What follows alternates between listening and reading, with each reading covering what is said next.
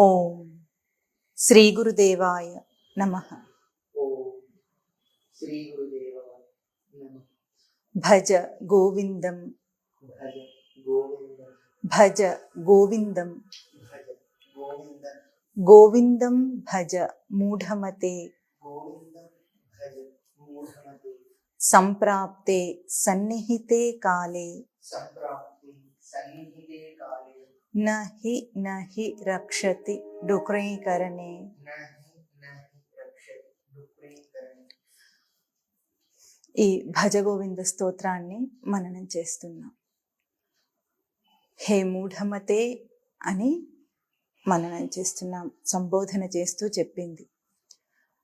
ప్రతివారం ప్రవచనం మూఢమతే అని ఎందుకు మొదలు పెట్టాలి? గోవిందం భజ అని అనొచ్చు కదా. అంటే జీవుడు ప్రస్తుతపు స్థితికి ముందు తనున్న స్థితిని స్పష్టంగా గుర్తించడం ముఖ్యం. ఎందుకు? లోకంలో మనుషులకి తన ఏ స్థితిలో ఉన్నాడో కనీసం అవగాహన కూడా లేదు. ఎట్లా ఉంటుంది? తన స్థితిని విడమర్చి చెప్పేవాడు కూడా కావాలి. తాను ఎట్లా ఉన్నాడో, తన స్థితి ఎట్లా ఉందో అది కూడా గురువే విడమర్చి చెప్పాల్సిన పరిస్థితి. అంటే ఎంత నిర్లక్ష్యపు జీవితం ఉందో ఆ నిర్లక్ష్యమును గుర్తించాలి జీవుడు. అందుకే ముందుగా మనము ప్రతి వారం కూడా హే మూఢమతే అని సంబోధన చేస్తున్నారని మననం చేస్తున్నాం. మూఢమతే అంటే కూర్చుకుంటాం. ఏం కూర్చుకున్నాడంటే అన్నీ విడిచిపెట్టేవన్నీ చాలా శ్రద్ధగా ధనము, కాలము, తన శక్తి అన్నీ వెచ్చించి తాను జీవుడు మనిషి కూర్చుకునేదేమిటి? ఇక్కడ వదిలేసిపోయేది. దానికి తను ఎంత కృషి చేస్తున్నాడు, దానికి ఎంత కష్టాన్ని ఓర్చుకుంటున్నాడు, అవన్నీ లౌకికమైన ఒక తపో జీవితాన్నే గడుపుతున్నాడు. అంటే లోకంలో అన్నీ సాధించడం అంత సులభమేం కాదు. దానికి కూడా తపస్సే చేస్తున్నాడు. అయినప్పటికీ తన మౌఢ్యం తనకు తెలియదు. ఎందుకు తెలియటం లేదు? తన స్థితి తను విచారణ చేసుకోలేడు. అందుకే తన స్థితిని, తను ఉన్న స్థితిని కూడా గురువే విడమరిచి చెప్పేదాకా తన దుస్థితి అనాలి మనం. ఉన్న స్థితి కాదు, దుస్థితిని తాను గుర్తించలేని స్థితి. అందుకే ఇక్కడ హే మూఢమతే అని సంబోధన చేస్తూ మొదలుపెట్టారు శంకరులు. మూఢమతి అంటే లౌకికంగా విషయ దృష్టితో అన్నిటినీ కూర్చుకునే బుద్ధి కలవాడు అని అర్థం. ఇది ఎన్నిసార్లు చెప్పినా ఎట్లా వింటుంటారంటే, వినేవాడు నాకు కాదన్నట్లు, నేను మాత్రం అది చేయటం లేదన్నట్లు, అథవా అట్లా అనుకున్నా గట్టిగా నొక్కి చెప్తే అభిమాన అహంకారములు వస్తున్నాయి. అంటే తన మూర్ఖత్వం కూడా తనకి ఎట్లా ఉంది? అపరిచయం. శాస్త్ర అపరిచయం వేరు, బోధ తత్వం అపరిచయం వేరు. తన మూఢత్వం కూడా తనకు అపరిచయమే అయితే అంత దుస్థితిలో జీవుడు మనిషి ఉంటే ఏం చేయాలి అంటే ఒకటే, సవరణ, గురువు సవరణకి అభిమాన పడకుండా శ్రవణం చేయాలి. అప్పుడు తన ఉన్న స్థితి, తన దుస్థితి తనకు అర్థమైతే తన ఉన్న స్థితి పారమార్థిక స్థితికి ఎదగగలుగుతాడు. అందుకే శాస్త్రంలో ఎక్కడైనా సంబోధన చేసి మొదలుపెట్టడం అంటే అవి తిట్లు కావు, పొగడ్తలు కావు. ఎటువంటివి? ఆ జీవుని యొక్క వ్యవస్థను, స్థితిని చెప్పటానికి ఆ పదప్రయోగం చేయబడుతుందని మనం మననం చేస్తున్నాం. ఇప్పుడు హే మూఢమతే అనటంలోనే విడిచిపెట్టిపోయే వాటిని కూర్చుకునేవాడా అని సంబోధన చేయటంలోనే సగం బోధ ఉంది. అంటే దానికి చెప్పకనే అర్థం ఏముంది? విడిచిపెట్టిపోయేది ఒకటి ఉంటే తీసుకొని పోయేది ఏమిటి అన్న విచారణ అయినా కనీసం రావాలి. ఎవరైనా సరిగ్గా నువ్వు ఈ పని చేయటం లేదు అని తిడితే మరి ఎట్లా సరిగా చేయాలి అని ప్రశ్న వేసేవాడు వివేకవంతుడు, అభిమానపడకుండా. అట్లాగే విడిచిపెట్టిపోయే వాటిని కూర్చుకుంటున్నావు అని అన్నప్పుడు మరి నేనేం తీసుకెళ్ళగలను? ఆ తీసుకెళ్ళటానికి నా దగ్గర ఏముంది, నా తెలివి ఏమిటి అనే ప్రశ్న వేస్తే ఆ ప్రశ్నలోనే మొత్తం బోధంతా తనకు అవగతం అవుతుంది. అందుకే ఇప్పుడు మనం విచారణ చేయవలసింది ఏమిటి? మూఢమతే అని శాస్త్రం తిడుతుంటే మరి నేను ఎందుకు ఇట్లా విడిచిపెట్టిపోయే వాటి మీద ఇంత కృషి చేస్తున్న వాడిని తీసుకుపోయే వాటి గురించి నేను ఇప్పుడు విచారణ చేయాలి అన్న ఒక మలుపు తిప్పుకోవాలి తన విచారణ. అప్పుడు అర్థమవుతుంది. దానికి సూచనగా ఏం చెప్తున్నారు? గోవిందం భజ గోభిః వేదాంత వాక్యైః విద్యతే లభ్యత ఇది గోవిందః. గోభిః వేదాంతవాక్యైః విద్యతే లభ్యతే గోవిందః. ఇది గోవింద శబ్దానికి నిర్వచనం. అంటే వేదాంత మహావాక్యములు ఎట్లాగూ ప్రజ్ఞానం బ్రహ్మ, తత్వమసి, అహం బ్రహ్మాస్మి, అయమాత్మా బ్రహ్మ అనే వేదాంత మహావాక్యముల విచారణ చేత ఏ తత్వము తనకు అవగతం అవుతుందో, పొందబడుతుందో, తెలియబడుతుందో, పొందబడుతుందో విద్యతే లభ్యత అని మననం చేస్తున్నాం. తెలియుట శాస్త్ర పరిజ్ఞానం, పొందబడుట తనకు విజ్ఞానం. జ్ఞానము విజ్ఞాన సహితం కావాలని భగవద్గీత బోధ చేసింది. అంటే తెలియబడింది తన చేత పొందబడాలి. పొందబడాలంటే తెలియటానికి ఎంత కృషి చేశాడో పొందుటకు కూడా మళ్ళీ అంత కృషి చేయాలి. తెలియటానికి ఏం కృషి చేస్తాడు మనిషి? ముందు తెలుసుకోవాలి అన్న జిజ్ఞాస తనలో కలిగితే సద్గురువును వెతుక్కుంటాడు. వెతుక్కొని ముందు శ్రవణం చేస్తాడు. ఆ శ్రవణం చేస్తున్న కాలంలో తన అభిమాన అహంకారములను నిగ్రహించి శాస్త్ర పరిచయం చేసుకుంటాడు. చేసుకున్న దాన్ని ఇప్పుడు దీనికి అంటే ఒక లౌకిక దృష్టి నుండి మరలి తాను ఈ పారమార్థిక దృష్టికి శ్రవణం చేయటానికి రావటానికి ఎంత మలుపు తిప్పుకున్నాడో అంతకంటే ఎక్కువ తను మళ్ళీ ఈ తెలుసుకున్న జ్ఞానాన్ని తన విజ్ఞానాత్మకంగా పొందటానికి చేయాల్సి ఉంటుంది. అది సాధకుడి బాధ్యతే. ఎందుకంటే చెప్పేది శాస్త్రం చెప్పగలదు. ఎట్లాగో చెరువు దాకా గుర్రాన్ని తీసుకువెళ్ళగలం కానీ గుర్రం చేత నీళ్లు తాగించలేం. ఎట్లాగో శాస్త్రాన్ని బోధ చేత నీకు పరిచయం చేసి బోధించగలరు గురువు, శాస్త్రం ఎవరైనా. అప్పటికి పరమాత్మయే స్వయంగా దిగివచ్చి భగవద్గీత బోధ చేసినా కూడా తనకున్న ఆ మోహాంధకారాలను తీసేసుకోవడము తన వల్లనే అవుతుంది కానీ ఇంకెవరి వల్ల కాదు. ఇప్పుడు అది పొందటానికి తన కృషి ఎంత చేస్తున్నాడు అన్నది తనకు ముఖ్యమైన అంశం. సాధారణంగా సాధక లోకంలో అందరూ కూడా తెలియటతోనే తృప్తి పడేవాడు. ఎట్లాగో బాగా శ్రవణం చేస్తున్నాం, సంవత్సరాల తరబడి శ్రవణం చేస్తున్నాం, లౌకిక దృష్టిని విడిచిపెట్టి శ్రవణం చేస్తున్నామనే అనుకుంటున్న వాళ్ళు కూడా మరి దాన్ని పొందానా నేను? తీసుకువెళ్ళేట సమయానికి ఏదైతే తీసుకువెళ్ళగలను అని అంటున్నారో అట్లా తీసుకువెళ్ళగలిగే చిత్తం నా దగ్గర ఉందా అని తరచి చూసుకోవటం చాలా తక్కువ, అరుదు. ప్రయత్నం అయితే చేస్తాడు కానీ ప్రయత్నంలో పొందికను గుర్తించలేడు. ఎట్లాగో లోకంలో సుఖం కోసం ప్రయత్నం చేస్తున్నారు ప్రతి ఒక్కరు కూడా. కానీ ఆ సుఖం వచ్చిందా రాలేదా అని ఎట్లా తరచి చూసుకోకుండానే మళ్ళీ ఇంకో విషయానికి వెళ్ళిపోతాడు. అంటే మార్చుకుంటూ విషయాలను మార్చుకొని సుఖం కోసమే ప్రయత్నం చేస్తున్నవాడు సుఖాన్ని పొందానా లేదా అని ఎట్లా తరచి చూచుకోవడం. సాధననే చేస్తున్నానని అనుకున్నప్పటికీ, శ్రవణమే చేస్తున్నానని అనుకున్నప్పటికీ కూడా దాన్ని పొందానా లేదా అని తరచి చూచుకునే చిత్తము సాధకుడికి ఇంకా సూక్ష్మం. అది అందుకే సూక్ష్మాత్ సూక్ష్మతరం యత్ పరం బ్రహ్మ తత్వమేవ. అది ఏది సూక్ష్మం కంటే సూక్ష్మమైనదో, జీవ అంశమున కంటే జీవ అంశమునకు ప్రేరణ అయినదో అది సూక్ష్మమునకు సూక్ష్మమని మననం చేశాము. ఇప్పుడు ఈ తెలియుట పొందబడుట అన్న ఆ అంశములో ఈ గోవింద తత్వాన్ని ఎట్లాగో ఒక్కసారి సకృత్ స్మృతోపి గోవిందః నృణాం జన్మశతై కృతం పాపరాశిం దహత్యాసు స్థూలరాశిమివ అనలః. ఎట్లాగైతే కొండలంత మనము పోగు చేసుకున్న పాపరాశి ఎట్లా ఉంది మనకు అది కూడా తెలియదు. ఏం పోగు చేసుకున్నాను నేను, ఏం పాపం చేశాను నేను అని అడుగుతాడు కష్టం వచ్చినప్పుడు దేవుణ్ణి పట్టుకొని నిలదీసి. నేను సాధారణంగా అందరిలాగానే నీతిగానే బతుకుతున్నాను, నాకు ఎందుకు కష్టాలు వచ్చినాయి, నేను ఏం పాపం చేశానని అడుగుతాడు. అంటే తను చేస్తున్న పాపం ఏమిటో కూడా తనకు తెలియదు. పాపాన్ని ఎట్లా ఎంచుతున్నాడు?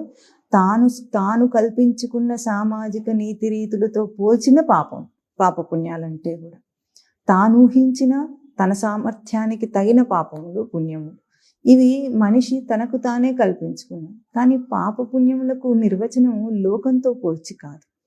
లోకంలో చేసే పుణ్యాలు పుణ్యాలు కాదు, లోకంలో చేసే పాపాలు పాపాలు కాదు. ఆధ్యాత్మిక దృష్టికి వస్తే అవి పుణ్యాలు కాదు, పాపాలు కాదు. ఏమిటి అంటే వృథా కర్మలు అవన్నీ. దాంట్లో పాపపుణ్యాలు ఎంచటానికి లేదు. అసలు మరి పాపం అంటే ఏమిటి? పాపరాశిని కాల్చేస్తుంది గోవింద నామం అన్నప్పుడు ఆ పాపరాశి ఎట్లా ఉంటుంది అంటే, జన్మ జన్మలుగా జీవుడు తాను జీవభావాన్ని ఆపాదన చేసుకున్నది మొదలుగా ఈ రోజు దాకా ఎన్ని యోనులలో తిరగాడి, ఎన్ని దేహాలను మార్చుకొని, ఎన్ని దేహములలో దేహాత్మ భావన పోగు చేసుకున్నాడో అది తను చేసిన పాపం. ఎట్లాగో ఈగ జన్మలో ఈగనే నేను అనుకున్నాను, కానీ దాన్ని ధరించలేక భరించలేక ఆ దేహాన్ని విడిచిపెట్టి ఇంకా ఉన్నత జన్మకు వెళ్ళిపోయాడు. కుక్క జన్మలో కుక్కని నేను అనుకున్నాడు, పంది జన్మలో పందిని నేను అనుకున్నాడు, ప్రతి పశు పక్ష క్రిమి కీటకాది అన్ని జన్మలలో అదే నేను అనుకున్నాడు. కానీ తన నిజ స్వరూపము దాన్ని ధరించలేకుండా వాడిని అక్కడి నుండి నెట్టేసింది. అయినా ఆ వాసన చేత ఆ అభిమానం ఇంకా విడిచిపెట్టలేదు. యోనినైతే విడిచిపెట్టాడు, ఆ జన్మనైతే వదిలేశాడు, కానీ ఆ వాసనలను మోసుకొని తాను చేస్తున్నది అన్నిటికంటే పెద్ద నేరము పాపం ఏమిటంటే, జీవుడు ఆ దేహానికి సంబంధించిన వాడనే ఒక స్థూల బుద్ధి. దీనికంటే జీవాత్మ భావం కంటే ఇంకా పెద్ద పాపం, దేహాత్మ భావం కంటే పెద్ద పాపం ఇంకోటి లేదు. నిజానికి వాడు దేహం కాదు, జీవుడు కూడా బ్రహ్మమే అన్న ఈ సత్యాన్ని ఎరుగక ఎన్ని దేహాలు మార్చాడు, ఎన్ని ప్రవర్తనలు చేస్తున్నాడు. దీన్ని పాపం అంటుంది తత్వశాస్త్రం. ఇటువంటి పాపములు ఎన్ని చేసినా సరే సకృత్ స్మృత అపి గోవిందుణ్ణి ఒక్కసారి స్మృతిలో తలించినంత మాత్రం చేతనే అది ఎట్లా ఇన్ని జన్మల పాపమును కూడా, ఇన్ని జన్మల ప్రోగు చేసిన దేహాత్మ భావమును కూడా పటాపంచలు చేస్తుంది. ఎందుకు? ఎట్లా చేయగలదు? గోవింద నామస్మరణతో తిరుపతి అంతా మారుమోగుతున్నా కానీ వాళ్ళందరికీ పోతుందా దేహాత్మ భావం? మరి ఏమిటి సకృత్ స్మృత అంటే? స్మృతి ఎందు గోవిందుణ్ణి తలంచడం అంటే ఎట్లా ఉంటుంది? స్మృతి దాకా గోవిందుణ్ణి తీసుకెళ్ళాలంటే ముందేం కావాలి? స్మృతి తెలియాలి. స్మృతికి అడ్రస్ తెలిస్తే స్మృతి దాకా గోవిందుని తీసుకెళ్తాడు. గోవిందుని స్మరణ చేయగలుగుతాడు. స్మరించుట అంటే ఏమిటో తెలిస్తే, ఏమిటి తనకు స్మరణ చేయగల తేజస్సు ఏముంది? అందుకే వేదాంత మహావాక్యముల చేత గోవింద తత్వాన్ని ఎరుగుమన్నారు, తెలుసుకోమన్నారు. అది కూడా చివరికి ఎట్లా అయిపోయింది? వ్యాకరణం అయితే. అందుకే తర్వాత పాదంలో ఏమన్నారు శంకరులు? సంప్రాప్తే సన్నిహితే కాలే నహి రక్షతే డొక్రేంకర్. సన్నిహిత కాలం అంటే ప్రసిద్ధార్థం చేత ఎట్లాగో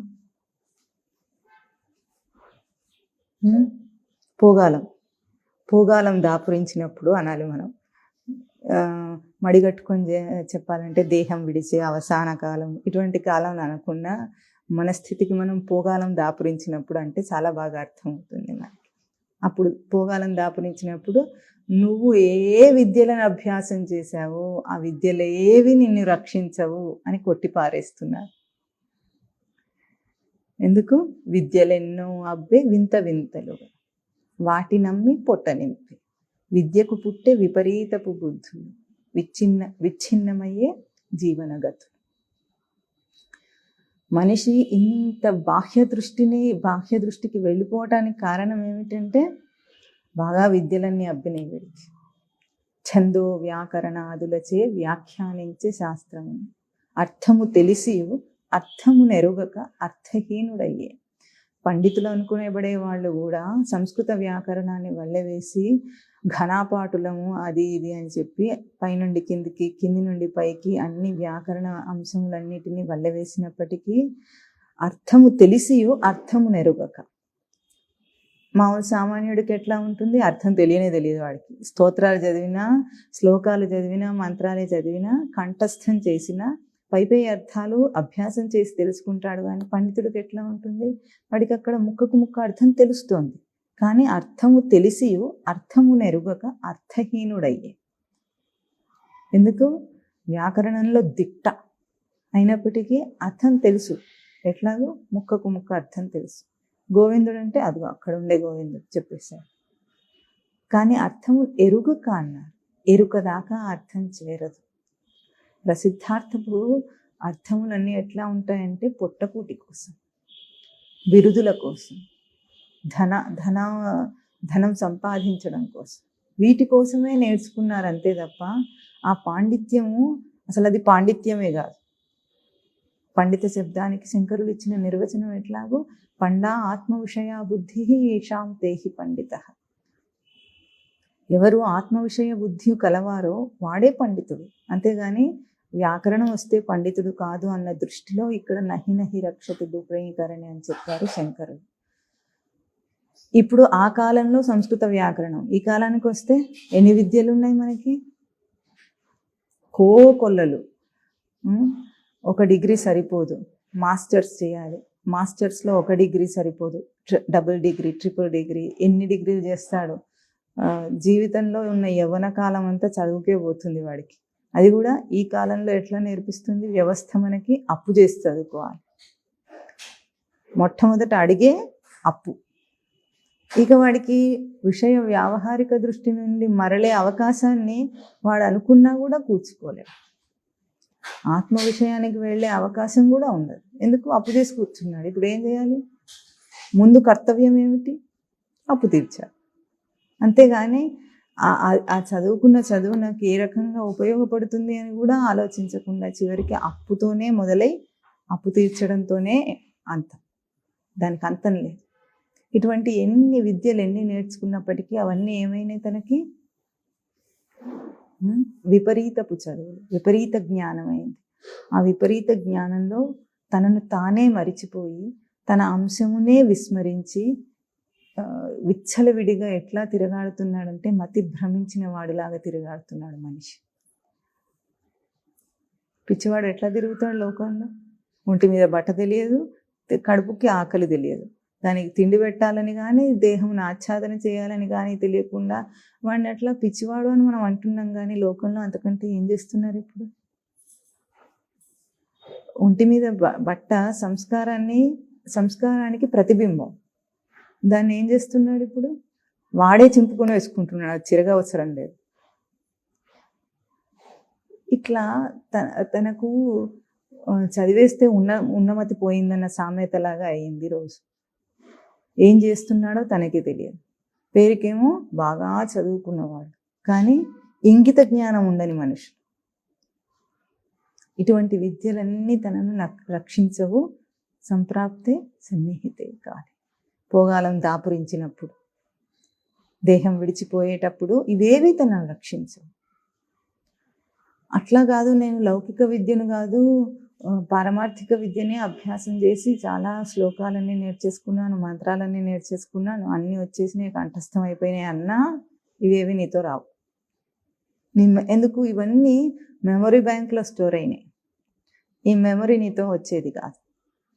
ఏమొస్తుంది మరి? ఎట్లా తీసుకెళ్ళాలి? ఏం తీసుకెళ్ళగలను? ఏం రక్షించగలదు అంటే గోవిందుని భజించమన్నారు. అదేమో చేతగాకపోయి. అదే కనుక తెలుసుంటే ఇవన్నీ ఎందుకు చేస్తాడు? లౌకిక విద్య మీద ఇంత ఆసక్తి ఎందుకు చూపిస్తాడు?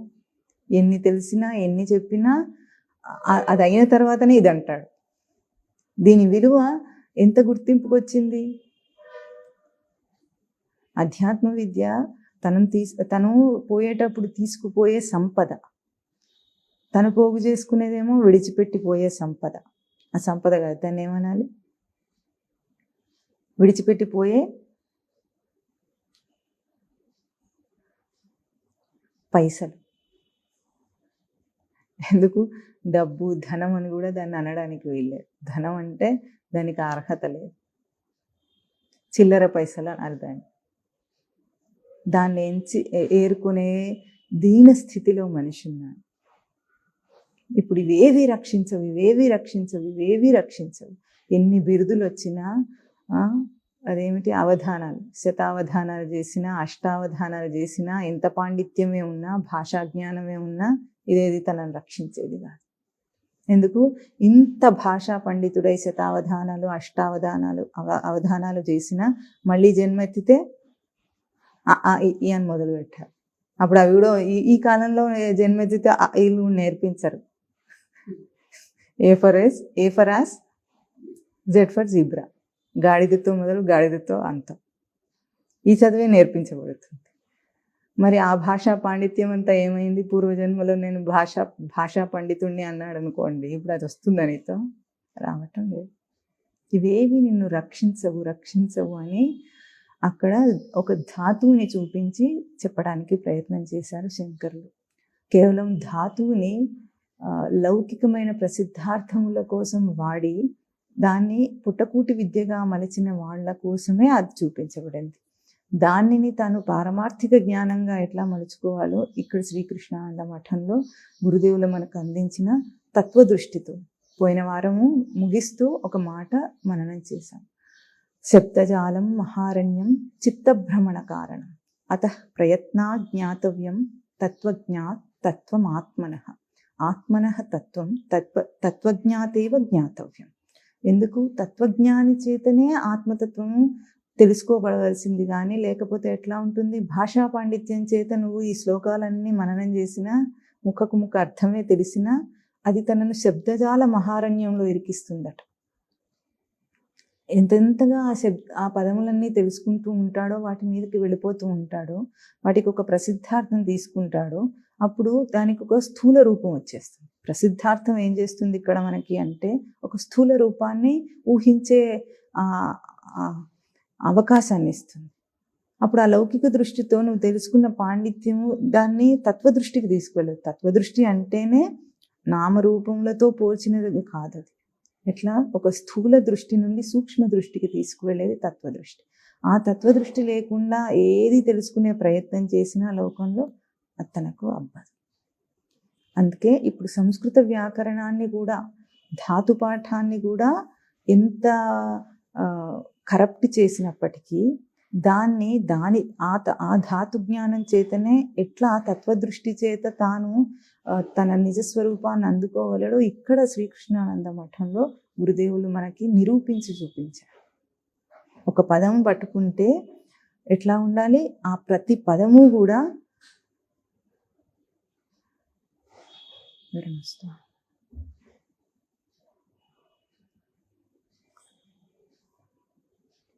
ప్రతి పదము కూడా తనను గుర్తించేటట్లుగా అది రచన చేయబడింది పాణిని మహర్షి చేత.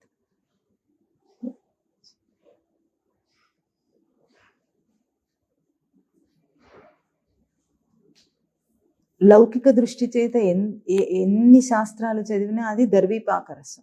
అధీత్య చతురో వేదాన్ ధర్మశాస్త్రాన్ని మానవ యో వై బ్రహ్మణ జానాతి దర్వీపాకరసం యథ. పప్పులో, పులుసులో, పాయసంలో, చారులో అన్నిటిలో తిరిగే గరిట ఏమైంది? చివరికి దేని రుచి పట్టుకోకుండా కడిగితే శుభ్రంగా గరిటగా ఉండిపోయింది. అట్లా ఎన్ని శాస్త్రాలు వల్లవేసి చదివినా కూడా ఏది అంటకుండా చక్కగా వచ్చేస్తారు. ఎందుకు? వాడి లౌకిక దృష్టి అనే తైలం రుద్దుకొని అందులో పెడతాడు. వాడి ప్రవృత్తికి తగినట్లు ఒక బుద్ధిని, చిత్తాన్ని పెట్టుకొని శాస్త్ర అధ్యయనం చేయాలనుకుంటాడు. అప్పుడు అందులో మునిగిన టచ్ మీ నాట్ అన్నట్టు ఇంత కూడా వాడికి ఏది అంటకుండా బయటికి వస్తాడు. అప్పుడు ఏది రుద్దుకున్నాడో, ఏ లేపం వేసుకున్నాడో తన ప్రవృత్తి తనకు అట్లాగే ఉండిపోయింది. అందుకు ఇటువంటి అవాంతరం ఉంది కనుకనే శంకరులు అక్కడ మనని ఒక హెచ్చరిక చేశారు. కానీ ఆ హెచ్చరికని కూడా దాటగల సమర్థత ఒక తత్వజ్ఞానికి మాత్రమే ఉంటుంది. అంటే ఒక శబ్దం చేత మోసపోకుండా, దాని ప్రసిద్ధార్థం చేత మోసపోకుండా ఆ పదమును తనకు వర్తించేదిగా ఎట్లా మలుచుకోవాలి. సృష్టిలో ఒక రహస్యం మనం అర్థం చేసుకోవాలి. సృష్టి అంటేనే 2 అంశములు వచ్చినాయి. సృష్టికి పూర్వం ఉనికి మాత్రమే ఉంది. ఉనికి తప్ప వేరేది లేదు. ఆ ఉనికియే సృష్టిలో ప్రవర్తన కోసం విడువబడింది అన్నప్పుడు అది సృష్టి రూపానికి వచ్చింది. ఎప్పుడైతే ప్రవర్తనకు విడువబడింది అన్నామో ఆ ఆదిలోనే 2 అంశములు వచ్చేస్తాయి దానికి. ఒకటేమిటి? ప్రవర్తించే జీవ అంశము, దానికి ఆధారమైన ఉనికి అంశం. ఇది సృష్టి క్రమంలో తప్పనిసరిగా ఆది నుండి ఉన్నది. వ్యవస్థలో జీవ అంశం ఉంది, జీవునికి ఆధారమైన ఉనికి అంశం ఉంది. అంటే 2 అంశములతో వెళుతూ ఉంటుంది. అయితే 2 అంశములతో వెళుతున్నప్పుడు ఎక్కడ అవాంతరం వస్తుందంటే, జీవ అంశము బాహ్య దృష్టికి వెళ్ళిపోయే అవాంతరం వచ్చింది సృష్టిలో. కానీ అది సృష్టి రచనలో లేదు. జీవుడి ప్రవర్తనలో బాహ్య దృష్టికి వెళ్ళిపోవడం అనే అవాంతరము కల్పిత త్రిగుణాత్మక ప్రవృత్తి వల్ల వచ్చింది. అది నిజానికి లేదు, కానీ అది కూడా కల్పింపబడింది. ఆ కల్పింపబడిన అంశం ఎప్పుడు వచ్చిందో నిజ అంశం ఒకటి ఉంది, దానికి అవాంతర అంశం ఒకటి ఉంది. ఆ అవాంతర అంశం ఉన్నది కనుకనే ఒక పదం మనం ఎప్పుడైనా తీసుకున్నప్పుడు సంస్కృత భాషలో, అసలు సంస్కృత భాషకు కూడా ఈ అవాంతరం ఎందుకుందంటే సృష్టిలో ఏ అంశమును తగిలినప్పటికీ 2 అంశములు వస్తాయి దానికి. ఒకటి నిజ అంశం, తత్వదృష్టి చేత ఉనికి ఆధారమైనది.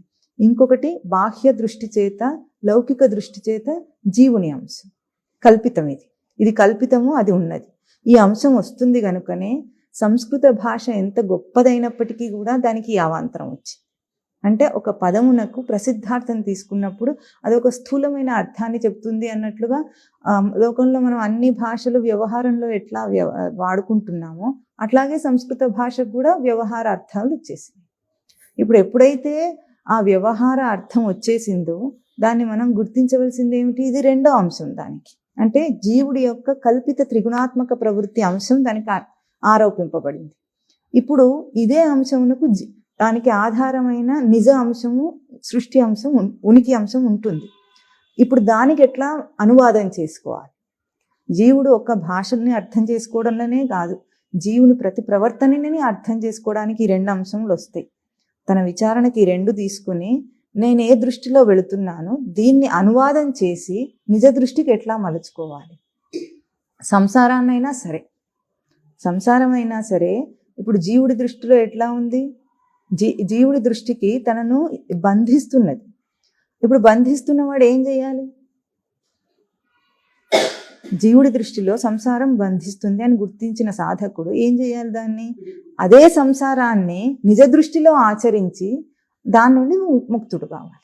అట్లాగే ఇక్కడ ఈ సంస్కృత భాషా పదములన్నిటినీ కూడా ఏ వ్యాకరణము తనకు లౌకిక దృష్టిని, స్థూల దృష్టిని కల్పించే అవాంతరం వచ్చిందో అప్పుడు మన నిజ దృష్టి ఆధారంగా దాన్ని విచారణ చేయాలి. అందుకే మన మఠంలో ముఖ్యమైనది ఏమిటంటే తత్వదృష్టి ముఖ్యం నాయన అని గురుదేవులు ఇక్కడ ప్రతిష్ఠ చేసిన అంశం. ఆ తత్వదృష్టిని అభ్యాసం చేసి తర్వాత భాషా పాండిత్యం. నీకు భాషతో పని లేదు, భావంతో పని. ఇక్కడ గురుదేవులు అందించింది కూడా మొదట్లో అదే. భావాన్ని నువ్వు లోపల పెంచుకుంటే భాష అదే వస్తుంది. భాష తనని అనుసరించి వస్తుంది. ఎందుకు? భాషకి భావం ఆధారం. అందుకే తత్వదృష్టితో నువ్వు దేన్నైనా ముట్టుకో. ఇప్పుడు లోకంలో అన్నీ నిన్ను బంధించేవే, అన్నీ నన్ను పతనం చేసేవే, అన్నీ నన్ను పాడు చేస్తున్నవే అన్నట్లుగా నీకు కనిపిస్తున్నప్పటికీ నువ్వు దాని నుండి బయటపడాలంటే నీకు కావాల్సింది ఏమిటి? నీ ప్రవర్తనకి ఉనికి ఆధారం చేసుకో. అంటే నిజ దృష్టిలో నీకు దానికి ఆధారమై ఉన్నది ఏదో. ఇప్పుడు జగత్తుకు ఆధారం ఏమిటి? సృష్టి. పోయిన వారం మననం చేస్తున్నప్పుడు మొట్టమొదట ఒక ఉపమానం చెప్పుకున్నాం. ఇప్పుడు ఏదైనా వ్యక్తం అవుతున్నప్పుడు దానికి 2 రూపాలు ఉంటాయి. ఒకటి ప్రసరించటం, ఇంకొకటి విసిరివేయటం. దానికి ఉపమానం ఏం చెప్పుకున్నాము? సూర్యుడి కిరణాలు ప్రసారం అవుతున్నాయి లోకానికి అంతటికి. తన ప్రవర్తన విసిరివేయబడినట్లుగా ఉంది. ప్రసారమునకు విసిరివేయుటకు భేదం ఎప్పుడొచ్చింది? ఎట్లా వస్తుంది? 2 తన నుండి ఉద్భవించినవే అనుకున్నాం. ఒక తేజస్సు నుండి ఉద్భవించినవి. సూర్యుడి యొక్క తేజస్సు నుండి సూర్య కిరణాలు పుడుతున్నాయి అన్నాం. అవి ప్రసరింపబడుతున్నాయని మనం అనటానికి కారణం ఏమిటంటే అవి సూర్యుడిని విడిచిపెట్టడం లేదు కాబట్టి. అంటే తెంపు లేదు అక్కడ. ఆ సూర్య తేజస్సే ప్రసారమయ్యి లోకాన్నంతా వ్యాపింపజేసింది. అప్పుడు అది ప్రసారం అవుతుంది. కానీ జీవుడు ఉనికి అనే తన తేజస్సు చేతనే ఆధారంగానే ప్రవర్తిస్తున్నప్పటికీ ప్రతి ప్రవర్తన ప్రసరణలాగా రాకుండా ఏమవుతుంది? విసిరివేయబడినట్లుగా వస్తుంది. ఎందుకు వస్తుంది అంటే తన ఉనికి ఆధారమైన ఉనికి అంశమునందు తనకు ఎరుక లేదు, గుర్తింపు లేదు. ఎప్పుడు గుర్తింపు లేదో తెగినట్లుగా ప్రవర్తిస్తున్నాడు. నిజానికి అది తెగటం లేదు, కానీ తన గుర్తింపులో తనకు ఆధారమైంది ఎప్పుడైతే దాన్ని ఆధారం నిలుపుకోడో తన ప్రవర్తనలో అది తెగిపోయింది. అయిపోయింది. తెగిపోతే ఎట్లా ఉంది? అది విసిరివేయబడిన ప్రవర్తన అయింది. తనను తాను విసిరేసుకుంటున్నాడు. ఈ లౌకిక దృష్టికి కారణం ఏమిటంటే తత్వదృష్టి ఆధారంగా తనను నిలుపుకోకపోవటం. అందుకే ఇప్పుడు సంస్కృత వ్యాకరణాన్ని కూడా ఎట్లాగో మననం చేయాలంటే తత్వదృష్టి ఆధారంగా. అప్పుడు ఒక్క పదం, ఏ ఒక్క పదం తీసుకున్నప్పటికీ దానికి 2 అర్థాలు వస్తాయి. ఏ అర్థం వస్తుంది? జీవుడు కల్పించుకున్న త్రిగుణాత్మక ప్రవృత్తి ఆధారమైన లౌకిక బాహ్య దృష్టి అర్థం ఒకటి వస్తుంది. కానీ సృష్టికి మూలాధారమైన ఉనికి అంశంతో ఉన్నది నిజార్థం. దానికి భాషకైనా అదే అవాంతరం వచ్చింది. కనుక ఇప్పుడు ఈ ఈ ఈ వ్యాకరణం కూడా తనకి తత్వదృష్టిని ఎప్పుడు ఇవ్వగలదు? తత్వజ్ఞాని దగ్గర శ్రవణం చేసినప్పుడు మాత్రమే చేయగలుగుతుంది. అది తనను రక్షించగలదు. కానీ ఇక్కడ శంకరులు ప్రస్తావన చేసింది దాన్ని కాదు. శంకరులు ఆ కాలం నాటి వ్యాకరణాన్ని అభ్యాసం చేస్తున్న వ్యాకరణ విద్యార్థులని అక్కడ ప్రస్తావన చేస్తూ ఏమన్నారు? కేవలం పొట్టకూటి కోసం మీరు వల్లెవేస్తున్న ఈ వ్యాకరణ అంశములు, ఈ ధాతుపాఠం మిమ్మల్ని రక్షించదు. ఎప్పుడు? సంప్రాప్తే సన్నిహితే కాలే, దేహం విడిచిపోయే అవసాన దశయందు ఇవేవి నిన్ను రక్షించవు. అట్లాగే ఈ కాలానికి మనం దాన్ని ఆపాదన చేసుకుంటే ఎట్లా ఉంటుంది? ఏ విద్యలన్నీ లోకంలో వింత వింతగా నేర్చేసుకుంటున్నాడు. రోజుకో కొత్త కోర్సు పుట్టుకొస్తుంది. ఎన్ని కోర్సులు ఉన్నాయో చివరికి వంట చేయడం కూడా ఒక కోర్సే. దానికి కూడా బీటెక్లో ఒక భాగం చేశారు. అన్ని కోర్సులు చదివి చదివి చదివి 25 సంవత్సరాల జీవితం అంతా గడిపినప్పటికీ ఆ తర్వాత నువ్వేం చేయాలి? అవి చదవటానికి చేసిన అప్పులు తీర్చుకుంటూ కూర్చోవాలి. ఆ తర్వాత మళ్ళీ పెళ్లి చేసుకొని మళ్ళీ అప్పులు చేసి, పెళ్లికి అప్పు, ఇల్లు కట్టిన అప్పు, చదువుకున్న అప్పు, ఏ వస్తువు కొన్న అప్పు అప్పు అప్పు. ఎప్పటికీ రుణగ్రస్తుడై ఉంటాడు. అది తీరేది కాదు. కానీ నువ్వు అప్పు చేస్తే నీ కొడుకు తీరిస్తే తీరుస్తాడేమో కానీ నీ బంధాన్ని తెంచుకునేది మాత్రం కొడుకు తీర్చడు. కొడుకు పిండం పెడితే నీ బంధం తెగదు. ఆ భ్రాంతి కూడా విడిచిపెట్టాలి. ఎందుకు? మన హిందూ ధర్మంలో ఎంత నమ్మకం అంటే పిండం పెట్టడానికి ఒక కొడుకు ఉండాలి. వాడు దుష్టుడు, దుర్మార్గుడు ఎవడైనా సరే వాడు ఒక కొడుకు ఉండాలి. వాడు పిండం పెట్టాలి. వాడు పెట్టాడు, పెట్టినా నీకు రాదది. ఎందుకు? ఏ సూక్ష్మ దృష్టిని అభ్యాసం చేయమని శాస్త్రం బోధిస్తుందో ఆ సూక్ష్మ దృష్టిని అభ్యాసం చేసి దేహం విడిస్తే నీకు ఎవరు పిండం పెట్టనక్కర్లేదు, తిలోదకాలు ఇవ్వనక్కర్లేదు. ఎందుకు? ఎవరితో నీకు స్నేహమే లేకపోతే వాడు విడిచేదేముంది? నువ్వే విడిచి వెళ్ళిపోతావు దేహాన్ని. కనుక తీసుకుపోయే దాని గురించి నేనేం కృషి చేస్తున్నాను, విడిచిపెట్టే పోయేదాని కృషి వద్దు అని ఒక సాధకుడు ముందుగా నిశ్చయం చేసుకోవాలి. ఇంకొక విషయం కూడా మనము ఎన్నోసార్లు వింటూనే ఉంటాం కానీ దాని మీద శ్రద్ధ పెట్టాం. అది చాలా చిన్న అంశం. ఏంటి? సంసారం తనను తగులుకుంది అని అనుకున్నాడు. కానీ సంసారం కూడా అంత సులభంగా ఏం రాదు. ఎంతో కృషి చేసి దాన్ని సంపాదిస్తున్నాడని ముందు తెలుసుకోవాలి. అదే వచ్చింది అన్నట్లుగా ఏం రాదు సంసారం. ఒక్కసారి నీ జీవిత కాలంలో నువ్వు సంసారాన్ని పోగు చేసుకోవడానికి ఎంత కృషి చేసావో ఆలోచన చేయి.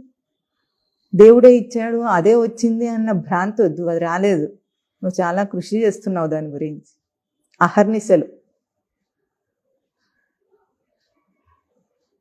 ఊరికేనే ఉండలేక ఏం చేయాలో తెలియక, ఉదాహరణకి ఒక యువకుడు ఉన్నాడు అని అనుకుందాం. ఒక యువకుడు అంటే ఒక తల్లిదండ్రి మీద ఆధారపడి ఉంటాడు. చదువు నేర్పిస్తారు కనుక నేర్చుకుంటాడు, లౌకిక విద్యనే అనుకుందాం. లౌకికమైన చదివే నేర్చుకుంటున్నప్పటికీ ఊరికినే ఉండలేక ఇప్పుడు వాడికి సంసారాన్ని అంటగట్టేది ఎవరు? సాధారణంగా ఏ బాధ్యత ఉండదు. పెళ్లి కానంత దాకా పిల్లలకు ఏం బాధ్యతలు ఉండవు. తల్లిదండ్రుల మీద ఆధారపడి ఉంటారు. ఎట్లా పెంచితే అట్లా పెరుగుతూ ఉంటారు. వాడి నిజ సంస్కారం చేత కొద్దిగా మార్పులు చేర్పులు ఉంటాయి. కానీ అంతదాకా హాయిగా ఏ బాధ్యతలు బరువులు లేకుండా ఉన్నవాడికి సంఘము కానీ బోధించిరి నీతులు, తల్లిదండ్రులు సంఘము ఎన్నో నీతులు బోధించి నువ్వు ఇది చదువుకు, ఆ ఉద్యోగం సంపాదించు, అమెరికాకు వెళ్ళు, ఇంత సంపాదించు, అది చేయి, తర్వాత అమెరికాకి వెళ్ళి సెటిల్ అవ్వగానే గ్రీన్ కార్డు ఏదో కార్డు రాగానే పెళ్లి చేసుకోవాలి. ఇప్పుడు ఇవన్నిటికీ కృషి చేస్తున్నారా? అవే అవుతున్నాయి. గ్రీన్ కార్డు రావాలంటే వాడు ప్రయత్నం చేస్తాడా? అది వస్తుందా? అమెరికాకు వెళ్ళాలంటే చదువుకోవడానికి ప్రయత్నం చేస్తాడా? అమెరికా వాడు వచ్చి తీసుకెళ్ళి కూర్చోని సీట్ వేసి నీకు కూర్చొని బాబు అని చదివిస్తాడా? అదంత సులభమా? లోకంలో ఎంత ప్రయత్నం చేస్తున్నాడు? లోన్, ఏం లోన్? Student loan. ఆ స్టూడెంట్ లోన్ రాగానే పరిగెత్తడమే. అది లోనే కదా, ఫ్రీగా ఇవ్వటం లేదు కదా. ఇంగిత జ్ఞానం లేదా? అది నేను తీర్చాలని తెలుసు కదా. అంటే దానికి ప్రయత్నం చేసావా, చేయలేదా? ప్రయత్నం చేయకుండా వచ్చిందా? రాలేదు. ఆ తర్వాత పెళ్ళి అన్నాడు, ఆ గ్రీన్ కార్డ్ అన్నాడు, అది వచ్చింది. పెళ్ళి అన్నాడు కదా, పెళ్లి కోసం ప్రయత్నం చేయడు. శతవిధాల ప్రయత్నం చేస్తాడు, మామూలుగా కూడా కాదు. ఇప్పుడు ప్రయత్నం చేసి పెళ్లి చేసుకున్న తర్వాత సమన్వయం అవ్వటానికి ఎంత కృషి చేస్తాడు? అడ్జస్ట్ అయిపోవాలి, ఎట్లా ఉంటే అట్లా అని ఎన్నో నీతులు చెప్తాడా లేదా? తల్లిదండ్రి చెప్తారు, లోకం చెప్తుంది, బంధువులందరూ నేర్పిస్తారు. అన్నీ చేసి వాడిని దాంట్లో స్థాపన చేసి ఆ సంసారంలో లోతుగా దింపి అప్పుడు కానీ వీళ్ళెవరికి మనశ్శాంతి ఉండదు. లోకానికి, తల్లిదండ్రులకి వాడు బాగా ఇరుక్కుపోయి ఇక బయటికి రాలేనంతగా వాడిని ఇరికించిన తర్వాత వీళ్ళందరూ పక్కకు తప్పుకుంటారు. అప్పటిదాకా వెన్నంటి ఉంటారు. వెన్నంటి పరమాత్మ కాదు, వీళ్ళు ఉంటారు. వెన్నంటి నిన్ను అందులో ఇరికించేదాకా లోకానికి, తల్లిదండ్రులకి ఎవ్వరికి మనశ్శాంతి లేదు. ఇప్పుడు ఈ సంసారం ఎట్లా వచ్చిందండి? ఇంకేం మాట్లాడతాడు? మరి ఇవన్నీ ఎందుకు పెట్టారు దేవుడు అంటే, దేవుడు పెట్టాడా ఇవన్నీ? ఏ శాస్త్రంలో రాసింది ఇట్లా అని? అప్పు చేసి చదువుకోమని కానీ, అప్పు చేసి పెళ్లి చేసుకోమని కానీ, అప్పు చేసి ఇల్లు కట్టుమని కానీ ఏ శాస్త్రంలో రాసింది? కదా అంటాడు, చేస్తాడు. తప్పదు కదా అన్నాడు. ఎప్పుడైతే తాను ఒప్పుకున్నాడో తన ఆమోద ముద్ర పడకుండా తన జీవితంలో ఏ సంఘటన జరగదు.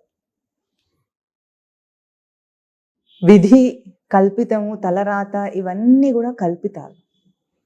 తలరాత రాసుకునేది తానే.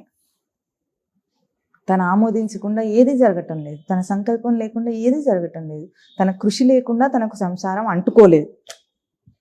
ఇప్పుడు ఈ సంసార తాపం చల్లారాలి అంటే ముందేం కావాలి? సంసార తాపం చల్లారాలంటే ఏం కావాలి? ముందు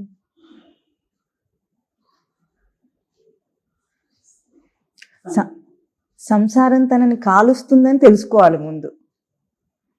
ముందు అది తాపం అని తెలిస్తే, అందులో దహించుకుపోతున్నాను నేనని అర్థమైతే దీని నుండి బయటపడే ప్రయత్నం చేస్తాడు.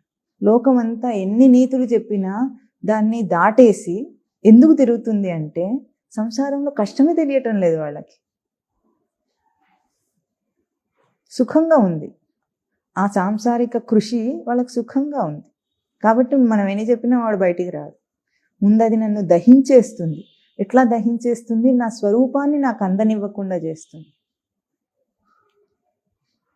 లోకంలో మనకు ఎన్ని కష్టాలు, ఎన్ని రూపాల్లో కష్టాలు కనిపిస్తున్నప్పటికీ, డబ్బు లేకపోయి కష్టాలు పడే వాళ్ళు ఉన్నారు, సవ్యమైన భార్య లేక, భర్త లేక, సరిగా లేక కష్టపడే వాళ్ళు ఉన్నారు, పిల్లలు లేక కష్టపడే వాళ్ళు ఉన్నారు, ఆరోగ్యం లేక కష్టపడే వాళ్ళు ఉన్నారు. ఎన్ని రకాల కష్టాలు ఉన్నప్పటికీ ఆ కష్టాలన్నిటికీ మూలాధారమైన కష్టం ఏమిటి? లోకంలో ఈ కష్టాలు పోవాలి, తను సుఖంగా ఉండాలని అనుకోవటానికి ఆధారం ఏమిటి? రచన ప్రకారంగా తాను ఆనంద స్వరూపుడు. ఆనంద స్వరూపుడైన ఆ బ్రహ్మస్వరూపుడికి ఏది వచ్చినా కష్టంగానే ఉంటుంది మరి. అందుకే ఎన్నున్నా సరే లోకంలో అమరిన వడ్డించిన విస్తరి వంటి జీవితమే ఉన్నా సరే వాడు సుఖంగా ఉన్నానని చెప్పలేడు. ఎవరూ చెప్పలేరు. లేదు, ఆ వెల్తి తనకు లోపల అహర్నిశలు తెలుస్తుంది. వీటి వల్ల నిండేది కాదు ఆ వెల్తి. ఈ లోటుపాటుల జీవితాన్నిన్నిటినీ, అస్తవ్యస్తపు జీవితాలన్నిటినీ కూడా భరించగల శక్తి జీవుడికి ఎక్కడి నుంచి వచ్చిందంటే ఆ అధిష్టానమైన తన ఆత్మస్వరూపం ఏం చేస్తుంది? ఈ లోటుపాట్లన్నిటినీ కూడా తన ఆధారాన్ని ఇచ్చి నిలుపుతుంది వాడిని. అందుకే జీవుడు ఇన్ని విషయాలలో ప్రవర్తించినప్పటికీ, పతనమే పొందినప్పటికీ, తన గుర్తింపులో పతనంగా ఉన్నప్పటికీ నిజ దృష్టిలో తాను పతనమైన వాడు కాదు. జీవుడు ఇప్పటికీ బ్రహ్మమే. ఎన్ని కల్పించుకున్నా వాడు బ్రహ్మస్వరూపమే. ఎందుకు? ఈ లోటుపాట్లన్నీ నింపేస్తుంది తన నిజస్వరూపం, బ్యాలెన్స్ చేస్తుంది. అందుకే మళ్ళీ మళ్ళీ ఎంత కృషించి ఎంత బాధలను అనుభవించినా దాని నుండి బయటపడే సామర్థ్యాన్ని తనకే ఇచ్చి వాడిని, జీవుని బయటికి రప్పిస్తోంది. ఇప్పుడు సంసార తాపం చల్లారాలంటే ఏం కావాలి? తనకి ముందు అది తాపం అని తెలియాలి, కష్టపడుతున్నాడని తెలియాలి. ఏం కష్టం అంటే, నా కూతురికి పెళ్లి కాలేదు, డబ్బు సరిగా లేదు, ఇంట్లో గడవటం లేదు, లేదా నా భోగాలన్నీ అనుభవించడానికి డబ్బు చాలటం లేదు. ఇది కాదు కష్టాలంటే, ఇది కాదు తాపం అంటే. తాపం ఏమిటి? తనకి జీవుడిగా ఉండి ఉండి ఈ పరిస్థితులన్నిటినీ ఆపాదన చేసుకున్న స్వరూపంతో నేను దహించుకుపోతున్నా, కాల్చేస్తుంది నన్ను. ఏమిటది? జనన మరణ ప్రవాహ రూపంలో కొట్టుకుంటున్నాను నేను.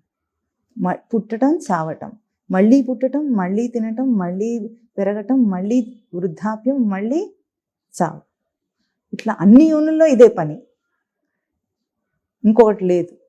ఈ జనన మరణ ప్రవాహ రూపానికి దానికి కారణం ఏమిటి? అది కల్పించుకునే తన త్రిగుణాత్మక ప్రవృత్తి. ఇదే తనకు సంసారం. ఈ సంసారం తనను దహిస్తోంది అని తెలుసుకోవాలి.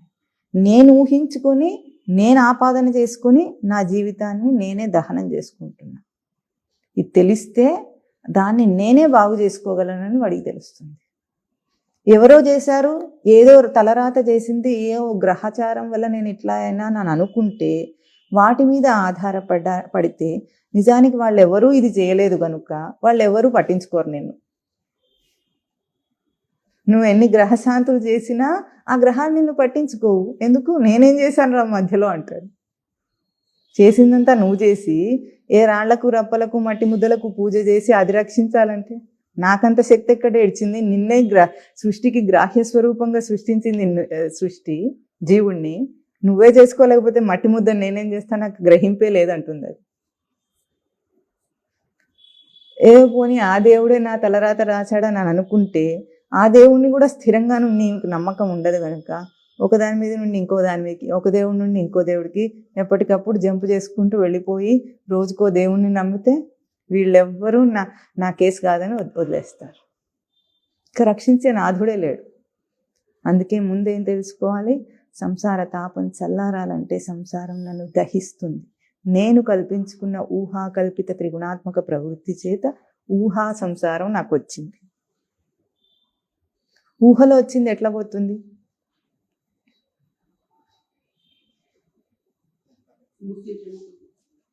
ఊహను తెలిస్తే ఊహించడం వదిలేస్తే పోతుంది.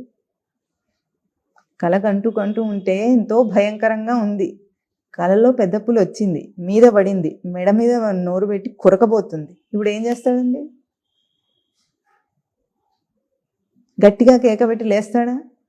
లేచి ఏం తెలుసుకుంటాడు? మంచినీళ్ళు తాగి అమ్మ ఇది కళ అని అనుకుంటాడు, రిలాక్స్ అయిపోయినాడు. ఒక్కసారి ఇది అబద్ధం అని ఎప్పుడు తెలిసిపోయిందో, ఎంత మెడ మీద ఆ పెద్ద పులి వచ్చి కొరికినా ఆ భయం అంతా ఒకసారిగా పోయింది. అట్లాగే ఈ సంసార తాపం చల్లారాలంటే ఇది నీ ఊహాకల్పితం అని తెలుసుకో. అయితే నాకు కళ నుండి మెలకు వచ్చినంత సులభంగా జాగ్రత్త అవస్థ నుండి తనకు నిజ అవస్థ తెలియటం లేదు. అది వచ్చింది కష్టం. కళ అంటే ఏముంది? మెలకు వస్తే పోయింది. కానీ ఈ ఊహా జగత్తు అట్లా పోవటం లేదు. దానికి కృషి చేయమన్నారు.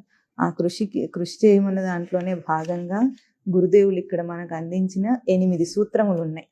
సంసార తాపం చల్లారాలంటే ముందు సాధన కర్మను ఆచరించాలి. సాధన కర్మను ఆచరించాలంటే ఏం చేయాలి? ఇప్పటిదాకా మనం ఏం మననం చేస్తున్నాము? సంసారాన్ని చాలా శ్రద్ధగా సాధించాడు వీడు. సాధించాడా లేదా?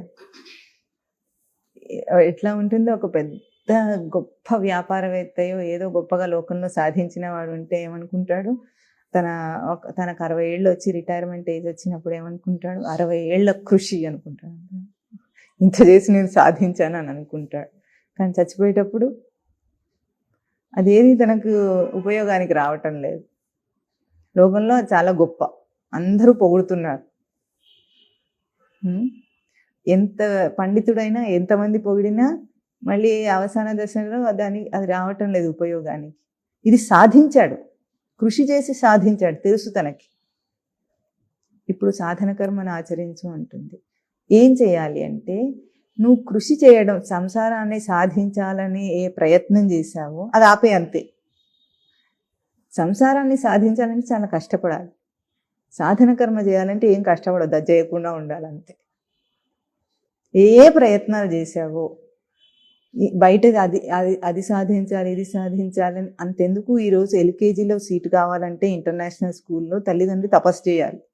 వీడి ముందు ట్రైనింగ్ తీసుకోవాలి, ఆ తర్వాత ఇంటర్వ్యూకి వెళ్ళాలి ఆ ఎల్కేజీ పిల్లాడి కోసం. ఎందుకు?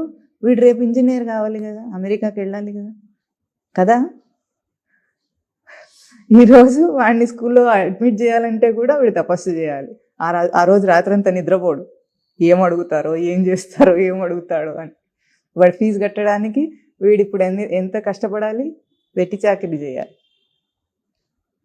సాధించిందా కదా? ఇటువంటి ప్రయత్నం ఆపేయి. సంసారాన్ని సాధించకుండా ఉంటే సాధన కర్మ ఆటోమేటిక్గా వస్తుంది. ఎందుకు? నీకు అది ఇన్బిల్ట్ లోపల తన నిజ సంస్కారపు సాధన అనే అంశము తనను చేయిస్తూ ఉంటే దానికి వేరే కప్పు వేసి దాన్ని మార్చేస్తున్నాం. అంటే మాస్క్ వేసుకుంటున్నాడు. లోకంలో మాస్క్ వేసుకుంటే ఎట్లా ఉంటుంది? తన నిజమైన ముఖమేమో కప్పబడింది, తనకు తెలియకుండా బయట మాస్క్ వేసుకొని తిరుగుతూ ఉంటే ఎట్లా ఉంటుందో తన నిజ రూపానికి మాస్క్ వేసుకునే ప్రయత్నం చేస్తాడు బయట సాధింపులలో. దీన్ని తన గుర్తింపుగా చేసుకుంటాడు, ఐడెంటిటీగా చేసుకుంటాడు. కానీ ఇది ఎటువంటిది? మాస్క్ వేసుకున్నది, తనకి నిజమైన గుర్తింపు కాదు తనకి. ఇప్పుడు ఏం చేయాలి? సాధన కర్మను ఆచరించాలంటే ముందు తనకి ఈ దృష్టి రావాలి. ఎట్లాగో దీని చేత నేను బంధింపబడుతున్నాను, మోసపోతున్నాను, ఈ లోకాన్ని గుడ్డిగా అనుసరిస్తూ ఉంటే నన్ను తప్పుడు దారిని పట్టిస్తోంది అని కాస్తైనా వాడికి తెలిస్తే ఆ దారి మరలించుకునే ప్రయత్నం చేస్తాడు. అప్పుడు సాధన కర్మ చేయాలంటే ముందు మనకి శాస్త్రం చెప్పిన విధానం ఏమిటి? సాధన చతుష్టయ సంపదను అభ్యాసం చేయమన్నది. మొట్టమొదటిది నిత్యానిత్య వస్తు వివేకం. ఎప్పుడైతే మోసపోతున్నానని అర్థమైందో, అనిత్యమైన వస్తు ప్రాప్తి కోసం నేను ఎంత ప్రయత్నం చేసి కృషి చేసి, అనిత్యం అంటే ఇప్పటిదాకా మనం అనుకున్నదే, అంటే తీసుకువెళ్ళలేనిది, అది ఈ రోజు ఉండి రేపు పోతుందని అంటే అర్థం ఏమిటంటే వస్తు రూపంలో చూస్తే అట్లా ఉంది, కానీ నువ్వు బాగా సాధించానని అనుకున్నది కూడా నువ్వు ఎంట రావటం లేదు, అది అనిత్యం. నువ్వేమో దేహం విడిచినా ఉండే రూపాన్ని, దేహం విడిచినప్పటికీ దేహం చచ్చినప్పటికీ నువ్వు చావవు, నువ్వు ఉంటున్న జీవస్వరూపాడి. అది ఎట్లా ఉంది? నీ దేహం దాకా దేహకాలంలో నీ దేహం దాకా రాదు, ఆ తర్వాత నీతో రాదు, అప్పుడు అది అనిత్యం. ఇది ఎప్పుడు తెలుసుకుంటాడో, నిత్య అనిత్య వస్తు వివేకం ఎప్పుడు వచ్చిందో అప్పుడు అనిత్యమైన దానికోసం చేసిన కృషిని ఆపేస్తే నిత్యమైన తన ఆత్మ దర్శనం తనకి ఉన్నదే. తెలియకపోవటానికి కారణం ఏమిటంటే అది ఉంది కాబట్టి, అడ్డంగా ఉంది కాబట్టి, ఆ పొర అడ్డంగా ఉంది కాబట్టి నువ్వు వేసుకుంటున్నావు కాబట్టి తెలియటం లేదు. ఆ కృషి చేస్తున్న అది ఎప్పుడు ఆపేస్తాడో, బయటి వాటి కోసం వెంపర్లాట ఎప్పుడు ఆపేస్తాడో అప్పుడు అదే. ముందు నిత్యానిత్య వస్తు వివేకం.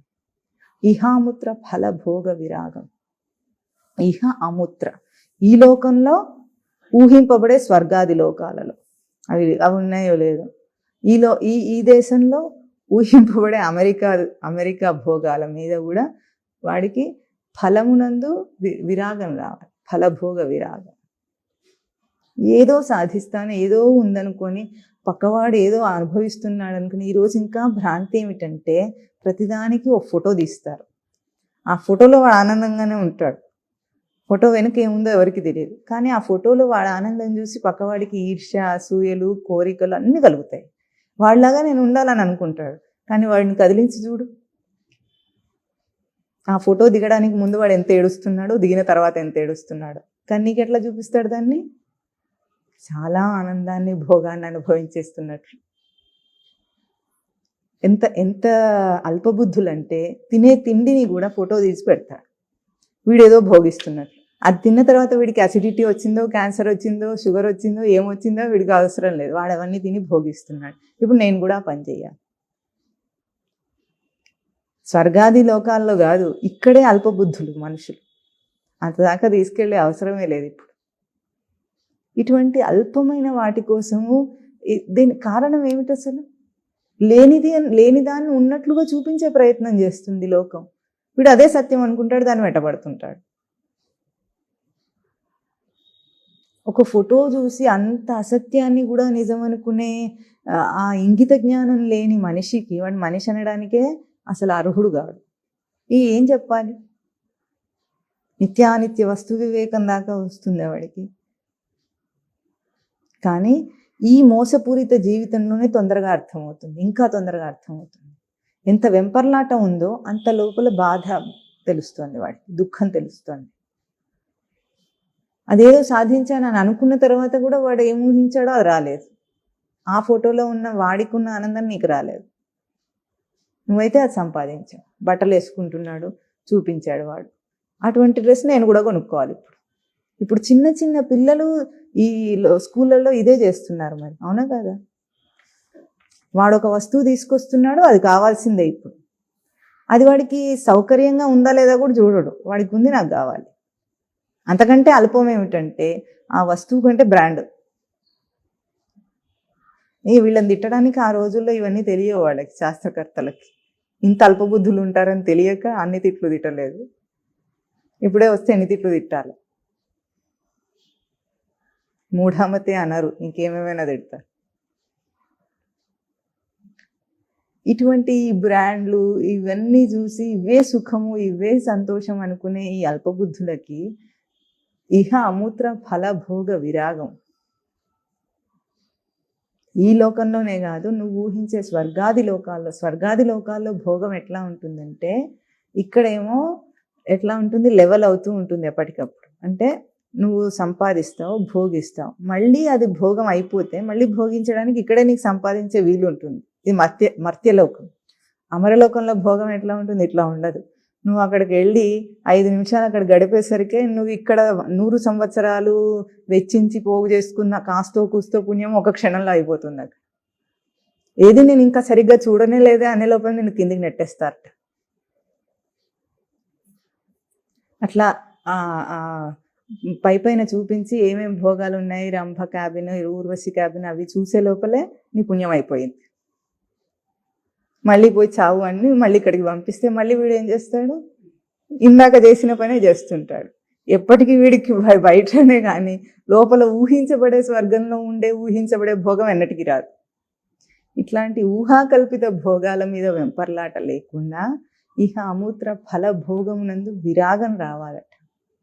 ఛీ అని, థూ అని దాన్ని ఎప్పుడు అనగలుగుతాడో అప్పుడు వాడికి విరాగం వచ్చినట్లు. అష్టైశ్వర్యాలని చెప్పబడేవేవో లోకంలో ఉంటాయో అవన్నీ నీకు వచ్చిన ఒక సాధకుడి యొక్క ఎడమకాలి గోటికి సరి కావాలి అని ధిక్కరించగలిగిన ధీరత్వం నీకు వస్తే అది సాధనకరం. లోకంలో అమర జీవితం చక్కగా ఉండగానే అద్భుతం, అమోఘం, స్వామి నాకు ఇవే చేశాడని అనుకోవద్దు. లోకంలో అన్నీ అమరినే అంటే స్వామి దయని మీద అంతగా లేదని అర్థం. ఎందుకు? సుఖ సంగేన బధ్నాతి. లోకంలో బాగా తెలివైన వాడికి పేరు తెచ్చుకున్నాం అంటే జ్ఞాన సంగేన బధ్నాతి. అదే సత్యం అనుకుంటాడు. ఈ తెలివి నాకుంది కనుక ఇదే సత్యం, ఇంకొకటి ఉంది తెలుసుకోవాల్సింది అన్న దృష్టి కూడా రాదు వాడికి. అన్నీ సుఖంగా ఉన్నప్పుడు వాడికి నాకేం కోరికలు ఉన్నాయని అడుగుతాడు. ఎందుకు? అవే తీరుతున్నాయి కనుక, అన్నీ అమరినాయి కనుక. ఆ కోరికను తీర్చుకోవటంలో ప్రయాస, దానివల్ల వచ్చే కష్టం, ఇవేవి తెలియకుండా సుఖ సంగేన బధ్నాతి. అంతకంటే కష్టం ఇంకోటి లేదు. కనుక కష్ట సుఖాలు ఈ లోకం వాటితో పోల్చి కాదు, వీటన్నిటి మీద విరాగం రావాలి, దానికి ప్రీతి లేకుండా పోవాలి. ఎట్లా పోతుంది? నేనే కావాలి, నేను మాత్రమే కావాలి అని నీకు అర్థం కావాలి. ఆ పట్టుదలతో ఉండు. లోకంలో సుఖం వస్తే గంతులు పెట్టవప్పుడు, దుఃఖం వస్తే కృంగిపోవప్పుడు. ఎందుకు? ఆ సుఖము నన్ను తెలియజేయటం లేదు, ఆ దుఃఖము నన్నేం తెలియజేయటం లేదు. ఏది నాకు అది కానప్పుడు ఈ రెండు నాకు అనవసరం. నాతో సంబంధం లేని విషయాలు. నాకు కావాల్సింది నేనెవరో తెలియాలి, అదే కావాలి. అటువంటి దృఢ నిశ్చయము, నిత్యమైన వాస్తవతత్వం నందు నిశ్చయం ఉంటే అప్పుడు తనకు ఇహామూత్ర ఫలభోగ విరాగం అనేది తనకు రెండవ సాధన. క్షమాది షట్క సంపత్తి, శమము, దమము, ఉపరతి, తితిక్ష, శ్రద్ధ, ముముక్షుత్వం. అంతరింద్రియ నిగ్రహము, బాహ్యేంద్రియ నిగ్రహము, శమము, దమము అని చెప్పబడుతుంది. లోకంలో విచ్చలవిడిగా తిరుగుకుంటూ కూడా ఆత్మతత్వాన్ని అభ్యాసం చేస్తే తప్పెందుకు? ఈ నియమాలన్నీ ఎందుకు ఇంత కఠినంగా ఆచరించాలి? ఇట్లా ప్రశ్నలు అడిగే వాళ్ళు కోకొల్లలు. ఇవి లేకుండా ఎక్కడైనా బోధ చేస్తే అక్కడికి వెళ్ళిపోతారు అందరు.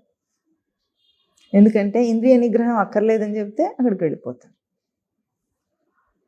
ముందు తనకి ఇంద్రియ నిగ్రహం ఎందుకు కావాలి అని విచారణ చేసుకోవాలి. ఎవరైనా ఇప్పుడు చెప్పారనుకోండి, అంతరింద్రియ నిగ్రహము, బాహ్యేంద్రియ నిగ్రహం. అంతరింద్రియం అంటే మనసు, బుద్ధి, చిత్తం, అహంకారం, వీటిని నిగ్రహించుకొని ఉండటం. బాహ్యేంద్రియ నిగ్రహం అంటే తనకు శబ్దస్పర్శ రూప రసగంధముల ద్వారా ఏవేవి బయట నుండి కోరుతున్నాడో, శ్రోత్రతత్వ చక్షు జిహ్వా ఘ్రాణముల ద్వారా అవి తనకు అక్కర్లేదు, వాటి నుండి నిగ్రహించుకోవాలి అని చెప్పబడితే ఎందుకు అని ప్రశ్న వేసుకోవాలి. అంతే కదా.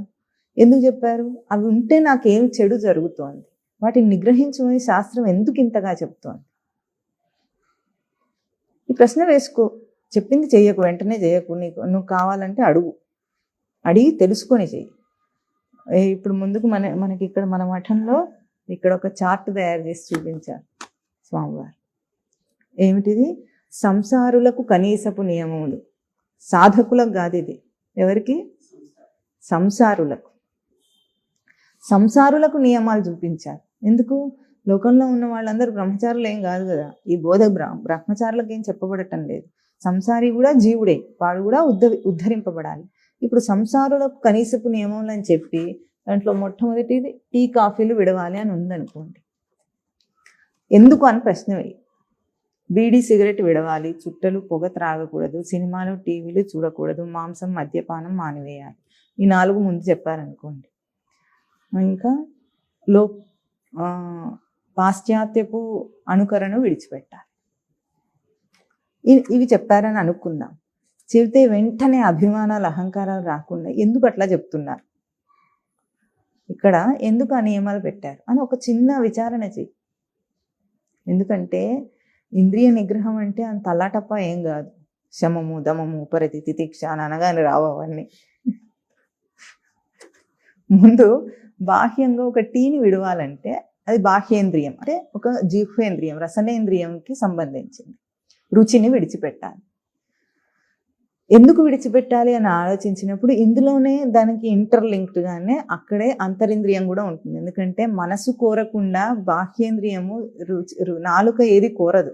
ముందు మనసు అడుగుతుంది, ఆ తర్వాత నాలుక చేత దాన్ని సాధింపజేస్తుంది. ఈ 2 అంతరింద్రియ నిగ్రహము, బాహ్యేంద్రియ నిగ్రహము అందులోనే ఉన్నాయి. ఇప్పుడు ఎందుకు విడిచిపెట్టాలని అడగాలి. విడిచిపెట్టమన్నారు, దానికి ఏం చెప్పలేదనుకోండి. ఒకటి టీ తాగే వాళ్ళందరూ ఏం చెప్తుంటారు? లోకంలో టీ ఎందుకు తాగుతారు? లోకంలో పరిగెత్తి పనిచేయడానికి చురుకుతనం కావాలి. అవునా? టీ తాగితే కానీ గబగబా పనిచేయలేము. అవునా కాదా? ఇందుకే కదా తాగుతారు. అప్పుడు ఒకటి ఆలోచించండి, చురుకుగా గబగబా పనిచేయాలంటే టీ తనని ఏం చేస్తుంది? తన నర్వ్స్ని వాటిని ఉత్తేజపరుస్తుంది. ఉత్తేజపరిచినప్పుడు తనకి తెలియకుండానే రజోగుణాన్ని ఆపాదన చేసుకుంటాడు. ఆ రజోగుణమే చురుకుదనం, లోకంలో చురుకుదనం. ఆ రజోగుణం ఏం చేస్తుంది? బయట ఉత్సాహాన్ని కల్పించినప్పుడు, ఎట్లాగైతే ఇందాక ప్రసరణ, విసిరివేయటం అని 2 అంశాలు మాట్లాడుకున్నామో, దాంట్లో విసిరివేయుట అనే అంశానికి దిగుతాడు జీవుడు. ప్రవర్తన చేసి ఆ ప్రవర్తనలో నిలకడను అభ్యాసం చేయటం జీవుని అంశం. ఇక్కడ ఏం జరుగుతుంది? ఏ వేగము, ఉత్తేజం వచ్చిందో ఆ టీ తాగడం వల్ల విషయం మీద దూకే ఆ ప్రవృత్తి వస్తుంది తనకి. అంటే గబగబ ఉత్సాహంగా పనిచేయాలి, దాన్ని సాధించాలి నేను ఇప్పుడు ఎట్లాగైనా అని అనుకున్నప్పుడు తనను నిలపాలి అన్న నిలకడ మీద దృష్టి పోయింది. ఇప్పుడు ఏమొచ్చింది? అది సాధించాలనే ఉత్సాహం వచ్చింది. అది సాధించేస్తాడు కూడా. ఉత్సాహం వస్తుంది, సాధించేస్తాడు. ఇప్పుడు ఆ ప్రయోగం ఏమైంది? తనను నిలిపే నిలకడ అనే ఒక అభ్యాసం చేయవలసిన చోట తను ఏం చేశాడు, దాన్ని సాధించి తృప్తి పడ్డాడు. ఇప్పుడు దీనికోసం దాన్ని సాధించాలనే ఉద్దేశంతో టీ అనే ఒక అలవాటు చేసుకొని దాన్ని ఇప్పుడు అభ్యాసం చేసి అది లేకుండా నేను ఉండలేను అంటాడు. అంటే దేని అభ్యాసం చేశాడు? టీ తాగటాన్ని అభ్యాసం చేయలేదు. ఆ లౌకికమైన చురుకుదనం అనే ఉత్సాహం, విషయ దృష్టిని అభ్యాసం చేస్తున్నాడు అక్కడ. దానికి కావలసినట్లుగా తన మెదడుకి ఆ ఉత్సాహాన్ని కలిగించేటట్లుగా టీ తాగుతున్నాడు. ఇప్పుడు టీ ఎందుకు తాగకూడదు? ముందు నిలకడ కావాలి సాధకుడికి. అంతరింద్రియ నిగ్రహం ఒకటి, రుచిని జయించటం. ఎందుకు? నోరు ఏది అడిగితే అది పెడుతూ ఉంటే నోరైతే సాటిస్ఫై అవుతుంది, నాలుక సాటిస్ఫై అవుతుంది, తర్వాత జీర్ణకోశం ఏమవుతుంది? దీన్ని సాటిస్ఫై చేయటానికి కోసం ఏదేదో పెట్టేస్తే లోపల అది అరగదీలేక చచ్చిపోతుంది. బాగా మండిపోయే ఆ మసాలాలు వేసిన తిండి ఎందుకు కావాలి మనకి? ఆ రుచిని అభ్యాసం చేశాడు కనుక. ఆ తర్వాత లోపలికి వెళ్ళి మంట పుట్టిస్తుంది. అయితే ఇప్పుడు రుచిని సాటిస్ఫై చేసి ఏ జీవుడు తృప్తి పడ్డాడో అదే జీవుడు లోపల జీర్ణకోశం బాధపడుతుంటే ఏం చేస్తున్నాడు? బాధపడేవాడు వాడే. ఇప్పుడు ఇదా అదా తెలుసుకో. నిలకడ లేని జీవితం కోసం అభ్యాసం చేస్తున్నవే ఈ దుర్వ్యసనాలన్నీ. అందుకు మానేయాలి. అయితే టీ కాఫీ అంటే నార్మల్, అవి దుర్వ్యసనాలుగా పరిగణింపబడటం లేదు లోకంలో. ఒక సాధకులకు మాత్రం అవి దుర్వ్యసనాలు, కానీ లోకానికి చుట్టా బీడి, పొగ త్రాగటం, డ్రగ్స్ తీసుకోవటం ఇవన్నీ దుర్వ్యసనాలు. అంటే ఇంకో లెవెల్ పతనం అయితే అవి వస్తాయి అన్నమాట. సాధన దృష్టిలో ఇవంతా అవంతే. ఇప్పుడు ఆ చుట్టా బీడి అవన్నీ లోకానికి తాగని వాడికి ఎట్లా ఉంటుంది? ఇప్పుడు ఎవడైనా మందు తాగడు అనుకోండి, మద్యపానం చేయడు, వాడికి ఎట్లా ఉంటుంది? తాగేవాడిని చూస్తుంటే ఎట్లా ఉంటుంది? వాడు బానిస, వ్యసనానికి బానిస అంటాము. సిగరెట్ తాగుతున్న వాడిని మానేయలేకపోతే ఏమంటాం? బానిస అంటున్నాం. అదే సాధన దృష్టిలో చూస్తే టీ కాఫీ కూడా అంతే. ఎందుకు? తనను చురుకు పుట్టించి బయటికి విసిరివేయటానికి అది ఆలంబన. తన సాధకుడి ముఖ్య ఉద్దేశం ఏమిటి? తనను నిలుపుకునే నిలకడను అభ్యాసం చేస్తున్నాడు. ఆ అభ్యాసం కోసము దుష్టంగా తాను అలవాటు చేసుకునేవన్నీ మానేయాల్సిందే. తనకు బాహ్య దృష్టి కలిగించేవి, బాహ్యమునందు ఉత్సాహం కలిగించేవి, ప్రేరణ కలిగించేవి ఏవే ఉన్నాయో, ఇంకా ఎందుకు టీవీలు చూడటం, ఇటువంటివి ఎన్ని ఉన్నాయి. ఇప్పుడైతే ఫేస్బుక్లో అందరూ జోకుల్లో వేసుకుంటున్నారు, బాగానే ఉంది, కానీ అది నిజము, అది నా దగ్గర కూడా ఉంది అని ఎవరు అనుకోవటం లేదు. అందరికీ ఒక్కొక్క మొబైల్ ఫోన్ ఉంటుంది, అందరి మెడలు ఇట్లాగే ఉంటాయి, తల ఉంచుకొని జీవించడం నేర్చుకున్నారు మొత్తానికి. ఎవరి ముందు? గురువుల ముందు, పరమాత్మ ముందు తల వంచడం లేదు, సెల్ ఫోన్ ముందు తల వంచుకున్నాడు. అందరూ అదే. 3 ఏళ్ల కుర్రాడి దగ్గర నుండి 90 ఏళ్ల ముసలాడి దాకా సెల్ ఫోన్కి బానిస.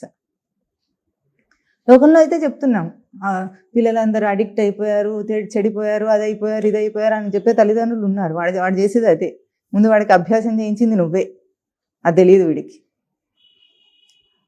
ఎప్పుడు అన్నప్రాసనకు ముందు సెర్లాక్ పెడతారే పిల్లలకు, సారెక్స్ సెర్లాక్ పెట్టి అప్పటి నుండి తల్లి ఏం చేస్తుంది? సెల్ ఫోనే చూపిస్తుంది వాడికి ఇంకో లోకం ఎట్లా తెలుస్తుంది?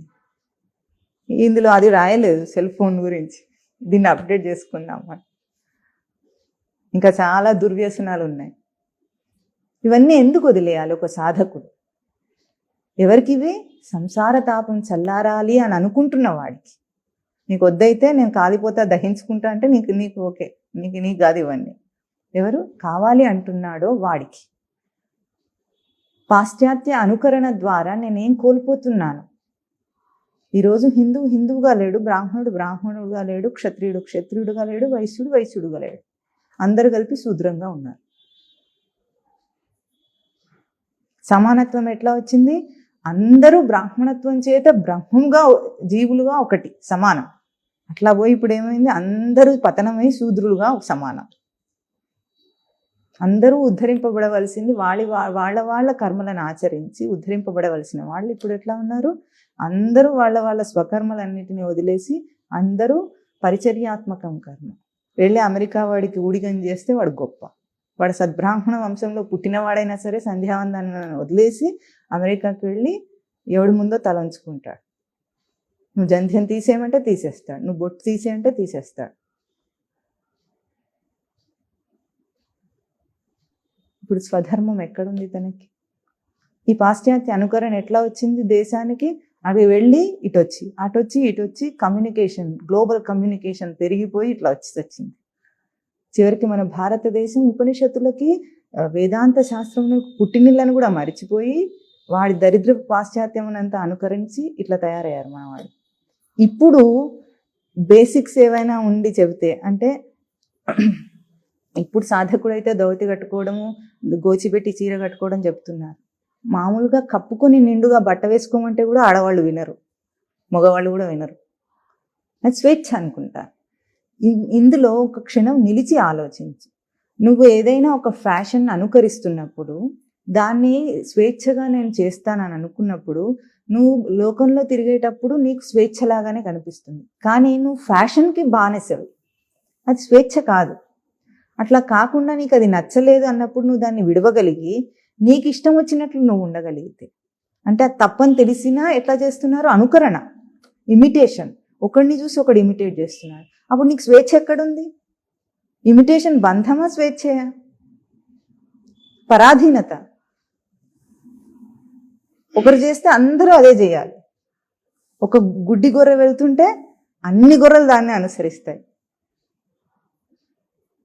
సెన్స్లెస్ గూస్ అని ఇంగ్లీష్లో సామెత, తిట్టు.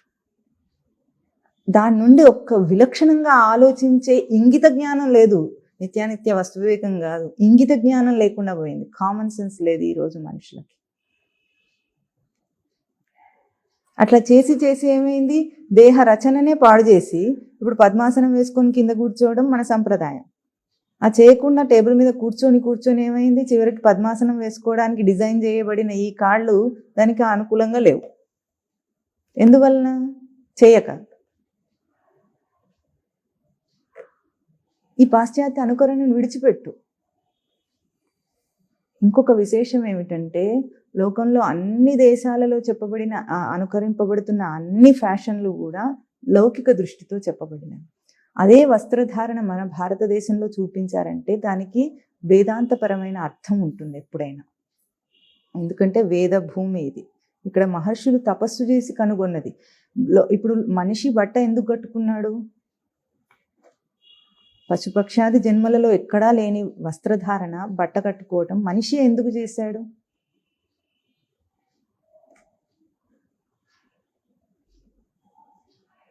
అవసరం లేదు కదా. ఏ పశుపక్షాదులకు అవసరం లేని మనిషికి ఎందుకు అవసరం వచ్చింది? గూడు అన్ని కట్టుకుంటున్నాయి. వాటికి చీమలకి గూడు ఉంది, పక్షులకి గూడు ఉంది, అన్నిటికీ ఉంది. కానీ బట్ట లేదు వాటికి. మనిషి ఎందుకు కట్టుకున్నాడు?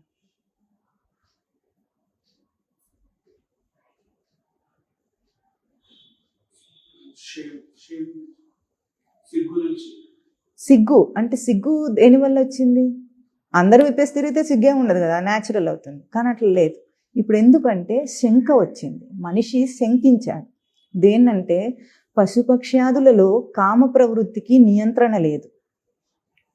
అక్కడ నియంత్రణ అవసరం లేదు. ఎట్లా పడితే అట్లా, దానికి వావి వరుసలు ఇటువంటివి ఏవి లేవు కనుక అది ఎట్లాగైనా ప్రవర్తించగలదు. మనిషి దాని నుండి నిగ్రహించుకొని తనను తాను పొందటానికి అభ్యాసం చేయగల తేజస్సుతో వచ్చింది మానవ జన్మ. అంటే బుద్ధి వివేకం ఉంది వాడికి, ఉంది కనుక శంకించాడు. అట్లా తిరుగుతూ ఉంటే తనకు కామ ప్రవృత్తి నుండి నిగ్రహం రాదు కనుక బట్టను ఆచ్ఛాదన చేసుకున్నాడు. ఇప్పుడు ఏ కామ ప్రవృత్తిని నిగ్రహించడానికి బట్టను ఆచ్ఛాదన చేసుకున్నాడో అది ఎట్లా ఉండాలో డిజైన్ చేసింది మన ఋషి సాంప్రదాయం. ఎట్లా ఉండాలి? ఒక వస్త్రము, కుట్టని వస్త్రాన్ని దాన్ని ఎట్లా కట్టుకుంటే తన దేహానికి కామ ప్రవృత్తి నుండి నిగ్రహింపబడే తేజస్సు ఉంటుందో, నిలుస్తుందో అట్లా. అదే గోచిపెట్టిన దోవతి, గోచిపెట్టిన చీర. ఆ వస్త్రధారణలో తన కామ ప్రవృత్తి నుండి నిగ్రహింపబడుతుంది. అంటే పర్పస్ ఫుల్ఫిల్ అయింది.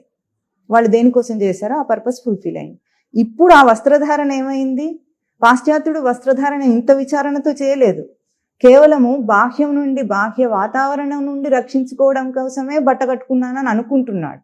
ఇది విషయాంశం, దానికి విషయ దృష్టితో. కానీ దానికి సూక్ష్మమైన ఆధ్యాత్మిక అంశం ఏమిటి? కామ ప్రవృత్తి నుండి నిగ్రహించుకోవడానికి. కేవలం బాహ్యం చలి, ఎండ నుండి కాపాడుకోవడానికి కాదది. బాహ్యంగా చూస్తే స్థూల దృష్టిలో అంతే, పాశ్చాత్యుడికి ఇంతే అర్థమైంది. ఇంతే అర్థమయ్యి వాడుండే ప్రదేశానికి కావలసినట్లుగా వాడు ప్యాంటు చొక్కాలు డిజైన్ చేసుకున్నాడు. ఎక్కడెక్కడ ఏ ఏ ప్రాంతాల వాళ్ళు ఎటువంటి ఎన్విరాన్మెంట్లో ఉంటారో, వాళ్ళ వెదర్ కండిషన్స్ ఎట్లా ఉంటే దానికి తగ్గట్టుగా డిజైన్ చేసుకొని వాళ్ళు వేసుకుంటున్నారు. వాళ్ళకి ఇంత విజ్ఞానం లేదు. అంత విజ్ఞానం ఉన్న భారతదేశీయులు దాన్ని వదిలిపెట్టి వాడెవడో కోట్ వేసుకున్నాడని ఇక్కడ కోట్ వేసుకుంటే వాడు ఉడికి చస్తున్నాడు. అయినా సరే వేసుకోవాలి. ఇది కల్చర్. ఇప్పుడు దాన్ని వదిలేయమంటే చచ్చినా వదిలేయలేడు. మీరు లక్ష్య చెప్పండి, ముక్తిని ఇస్తా అన్నా సరే నేను చెయ్యనంటాడు. ఇప్పుడు వీడి దృష్టి ఏం మారింది? ఇవన్నీ చేయకుండానే తనకు ఈ సంసార తాపం పోవాలంటే పోదు. ఇవే మనం ఇందాక చెప్పిన సంసారాన్ని సాధించిన అంశములన్నీ ఇవే. ఇటువంటివన్నీ పోగు చేసుకొని ఒక సాంఘిక వ్యవస్థను ఏర్పాటు చేసుకొని నేను ఇప్పుడు ఇది చేశానని అంటున్నాను. దీన్ని చేయకుండా సనాతన ధర్మాన్ని ఆచరిస్తే, పాశ్చాత్య అనుకరణ చేయకుండా పూర్వకాలంలో ఎట్లా బతికారో అట్లా బతికితే నీ చిత్తం నిలకడకి వంగుతుంది. ఇప్పుడు చిత్తం నిలకడకు వంగదు. దానికి ఏం చేయాలి? మెడిటేషన్ చేయాలంటాడు. ఆన్లైన్ మెడిటేషన్ క్లాసెస్ కావాలి. అది కూడా వాడికి ఇంట్లో ఉన్న చోటనే మంచం మీద యూఫామ్ బెడ్ మీద కూర్చొని మెడిటేషన్ చేస్తారు. చిత్తం లొంగుతుందా? స్థిర సుఖం ఆసనం అన్నారు. స్థిరమైన సుఖం ఆసనం కానీ యూఫామ్ బెడ్ వేసుకొని ఆసనం అనలేదు దాన్ని. ఇప్పుడు ఈ మెడిటేషన్లో ఎందుకు కోరుతున్నాడు? ఇటువంటివన్నీ బాగా బాగా పోగు చేసుకుని వాడికి భారం అయింది. అది కూడా తెలియటం లేదు.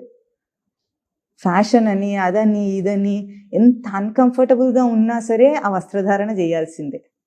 జీన్స్ ప్యాంట్ వేసుకుంటే కాలు ముడుచుకోదు.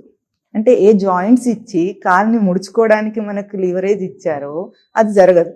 జీన్స్ ప్యాంట్ వేసుకున్నవాడు కింద కూర్చోలేడు, నానా కష్టాలు పడతాడు. ఎందుకు పడతాడు? నీ కాళ్ళు సరిగ్గా లేక కాదు, అది నీ ప్యాంట్ సరిగ్గా లేదు. కూర్చోలేకపోయినా సరే నేను అది వదిలిపెట్టను. అంటే నీ దేహాన్ని సరిగ్గా వాడుకోలేకపోయినా సరే నేను ఫ్యాషన్ని అనుకరిస్తాను. ఇది కదా సంసారం అంటే, ఇది కదా దహించుకోపోవడం అంటే. నేనేం చేశానని అడుగుతాడు. ఇంకా నేనేం పాపం చేశాను నాకు కష్టాలు వస్తున్నాయని అడుగుతాడు. నువ్వు ఇంగిత జ్ఞానం లేకుండా ప్రవర్తిస్తున్నావు, అదే నీ కష్టం.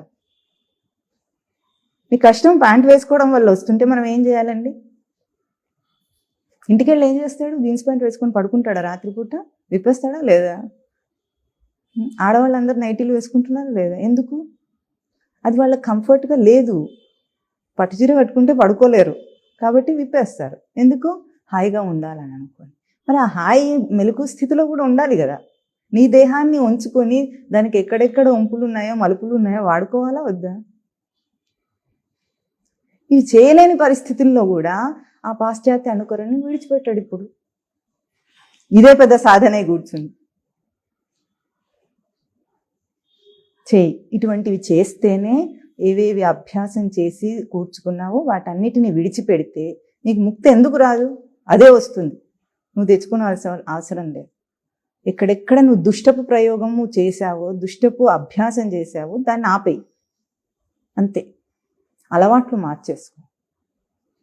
అప్పుడు సంసార తాపం చల్లారకేం చేస్తుంది? ఇప్పుడు ఇన్ని చెప్పారు ఇందులో. ఇవన్నీ అభ్యాసం చేయవలసినవి. సంసారికి చెప్పినవి, సన్యాసులకి బ్రహ్మచారులకు కాదు ఇవన్నీ. వాళ్ళ నియమాలు ఇంకా ఉంటాయి. ఇవి ఆచరిస్తే సంసార తాపం చల్లారాలి. సాధన కర్మను ఆచరించాలంటే ఇది సాధన కర్మ. సంసారికి మొట్టమొదటి సాధన కర్మ.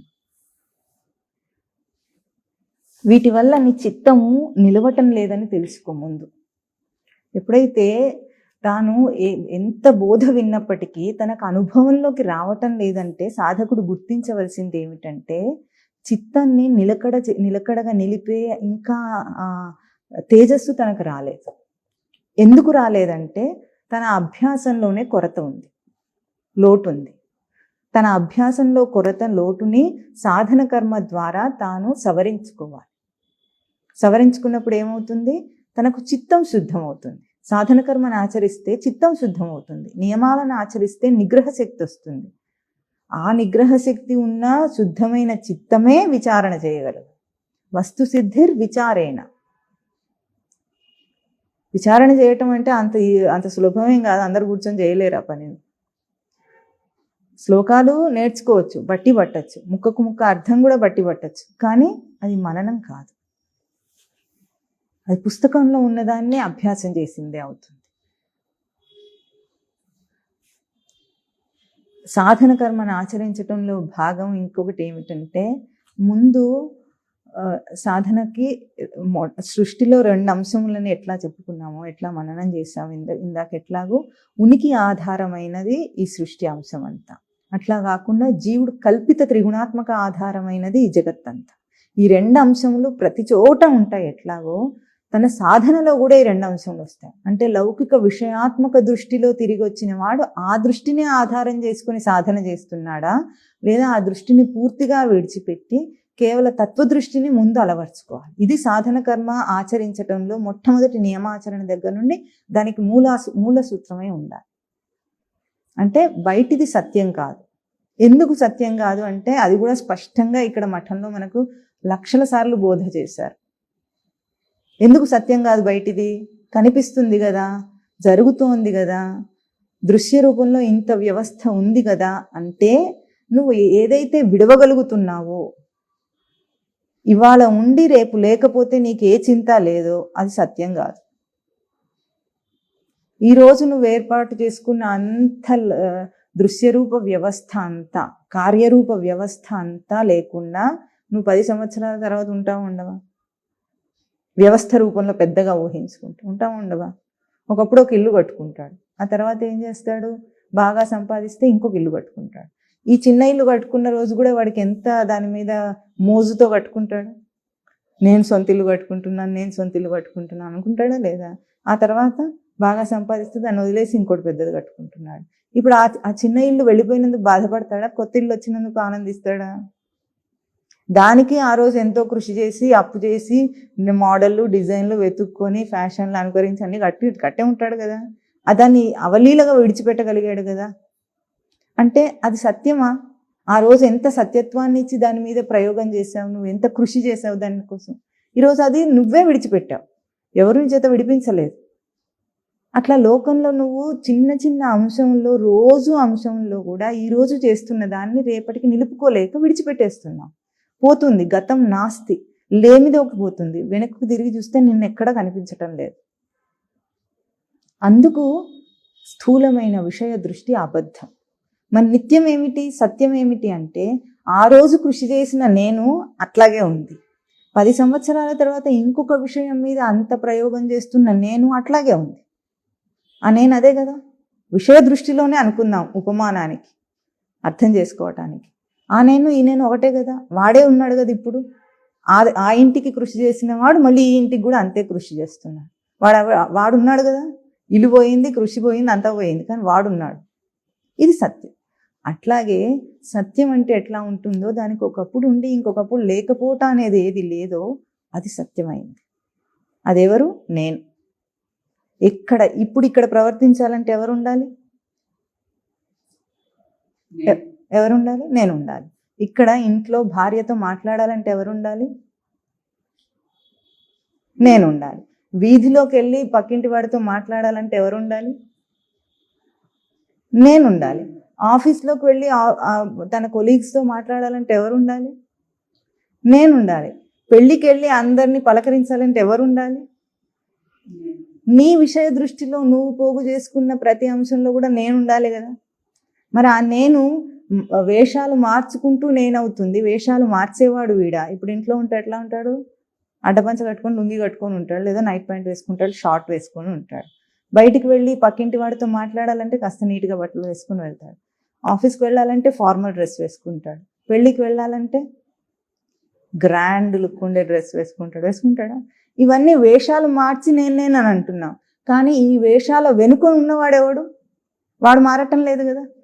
ఇవి మారిపోతున్నాయి, బయటివి మారిపోతున్నాయి, ఇవి మారిపోతున్నాయి. కానీ ఇప్పుడు ఈ వేషం వేసుకున్నవాడు నేను కాదు. అవి మారిపోతున్నాయి కనుక లోపల ఎవరు నేనున్నారు? ఆ ప్రవర్తించేవాడు. అన్ని చోట్ల ప్రవర్తించేవాడు నేను. ఎక్కడైనా నేను ఉండాలి అన్నదే సత్యం కదా.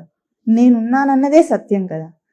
ఇది తెలుసుకొని ఆ సత్యమైన దాని మీద దృష్టి పెట్టి ఈ మారే వాటి మీద దృష్టి తీసి, అప్పుడు నీ సంసార తాపం చల్లారుతుందో లేదో చూడు. నిన్ను దహించి వేస్తుంది ఇదే, మనుషుల కష్టానికి కారణం ఇదే, వాళ్ళు పోగు చేసుకున్న వాళ్ళ లౌకిక దృష్టి. ఏ గ్రహాలు కానీ ఏ దేవతలు కానీ ఎవ్వరూ దీనికి కారణం కాలేరు.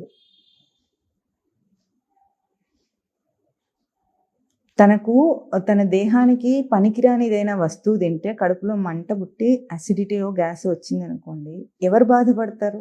తను తింటే తను బాధపడతాడా? తన మీద బాగా ప్రేమ ఉందని భార్య బాధపడుతుందా? ఎవరు చేసిన కర్మ వారు అనుభవించక ఏటికైనా తప్పదని. ఇది మనకి ఇంత బాగా తెలుసు, ఇవన్నీ తెలుసు మనకి, కానీ చేస్తున్న వాడిని నేనే అని తెలియద్దా? దాన్ని చేయటానికి నేను నన్ను విసిరివేసుకుంటున్నాను, దాని నుండి ఉపసంహారం చేసుకో, విత్డ్రో యువర్ సెల్ఫ్. అక్కడ నుండి నువ్వు వచ్చేయి, నేను ఎవరు కొట్టరు,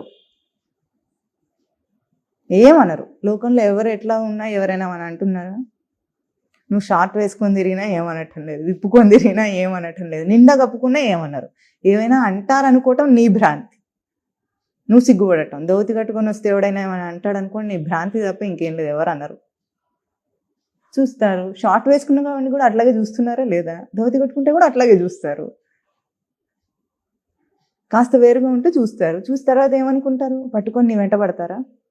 పడరు, ఏమనరు. వాడి ఇష్టం వాడికి, ఆ స్వేచ్ఛ ఉంది. డెమోక్రటిక్ కంట్రీలో ఉన్నాం, డెమోక్రసీనైనా వాడుకోవద్దు కనీసం. ఇటువంటి ఎన్ని అలవాట్లు చేసుకొని మనిషి పోగు చేసుకున్నాడు, అన్నీ విడిచిపెట్టేవే. నువ్వు చచ్చేటప్పుడు ఏమైనా వస్తాయా? నీ ఫ్యాషన్ నీతో వస్తుందా? నువ్వు లోకంలో కల్చర్ అనుకున్నావు కదా, నీతో వస్తుందా? సో కాల్డ్ సివిలైజేషన్ అని అనుకుంటా, అనాగరికత అది నిజానికి, కానీ నాగరికత పేరుతో అభ్యాసం చేస్తున్న అలవాట్లు నీతో వస్తాయా?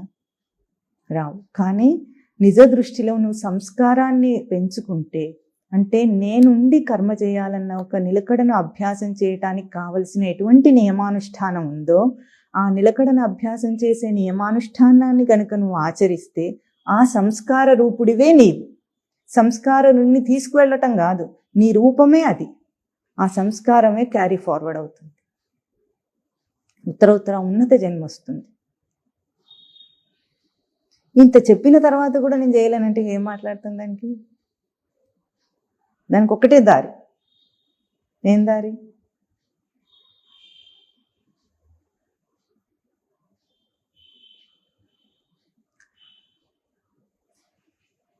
సృష్టి క్రమంలో చితకబడాలి.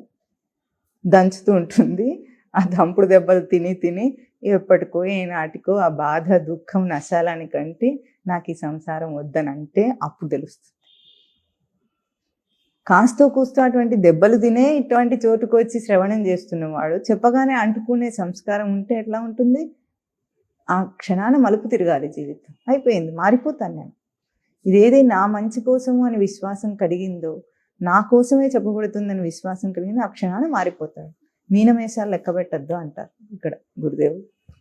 ఇవాళ అమావాస్య తిథి, నేను ఇంకా దోతి కట్టుకోవడానికి తిథివార నక్షత్రాలు ఏం చూడనక్కర్లేదు, టీ కాఫీలు మానేయడానికి తిథివార నక్షత్రాలు చూడనక్కర్లేదు, అమావాస్య చూడనక్కర్లేదు, ఏ మంచి రోజు అక్కర్లేదు. నువ్వు ఏ రోజు చేస్తావో అదే మంచి రోజు. ఇప్పుడు నీ సంసారాన్ని ఆ తాపం చల్లారాలంటే గోవిందుణ్ణి భజించమంటుంది. ఎందుకు? ప్రజ్ఞానం బ్రహ్మ, తత్వమసి, అహం బ్రహ్మాస్మి, అయమాత్మా బ్రహ్మ అనే ఉన్నత స్థాయి బోధ చేస్తున్న ఆ గొప్ప ఉపనిషద్ వాక్య మంత్రాలను మననం చేయాలంటే అంత ఆషామాషి ఏం కాదు. ప్రజ్ఞానం బ్రహ్మ, ప్రజ్ఞానం బ్రహ్మ, అహం బ్రహ్మాస్మి అంటే కాదు. అహం బ్రహ్మాస్మి వాక్యార్థ బోధ యావత్ దృఢీ భవేత్ శమాధి సహితస్తావత్ అభ్యసేత్ శ్రవణాధికం. అప్పటిదాకా, ఎప్పటిదాకా? అహం బ్రహ్మాస్మి అనే బోధ నీకు దృఢమయ్యేదాకా, శమాధి సహితస్తావత్, శమధమ, ఇప్పుడు మనము మననం చేస్తున్న ఈ శమాధి షట్క సంపత్తినంతా దానితో కూడిన శ్రవణ మనన నిధిధ్యాసనలు చేయమంటున్నారు. అంటే సాధన కర్మాచరణతో కూడిన శ్రవణం, సాధన కర్మాచరణతో కూడిన మననం, సాధన కర్మాచరణతో కూడిన నిధిధ్యాసన సౌభాగ్యం.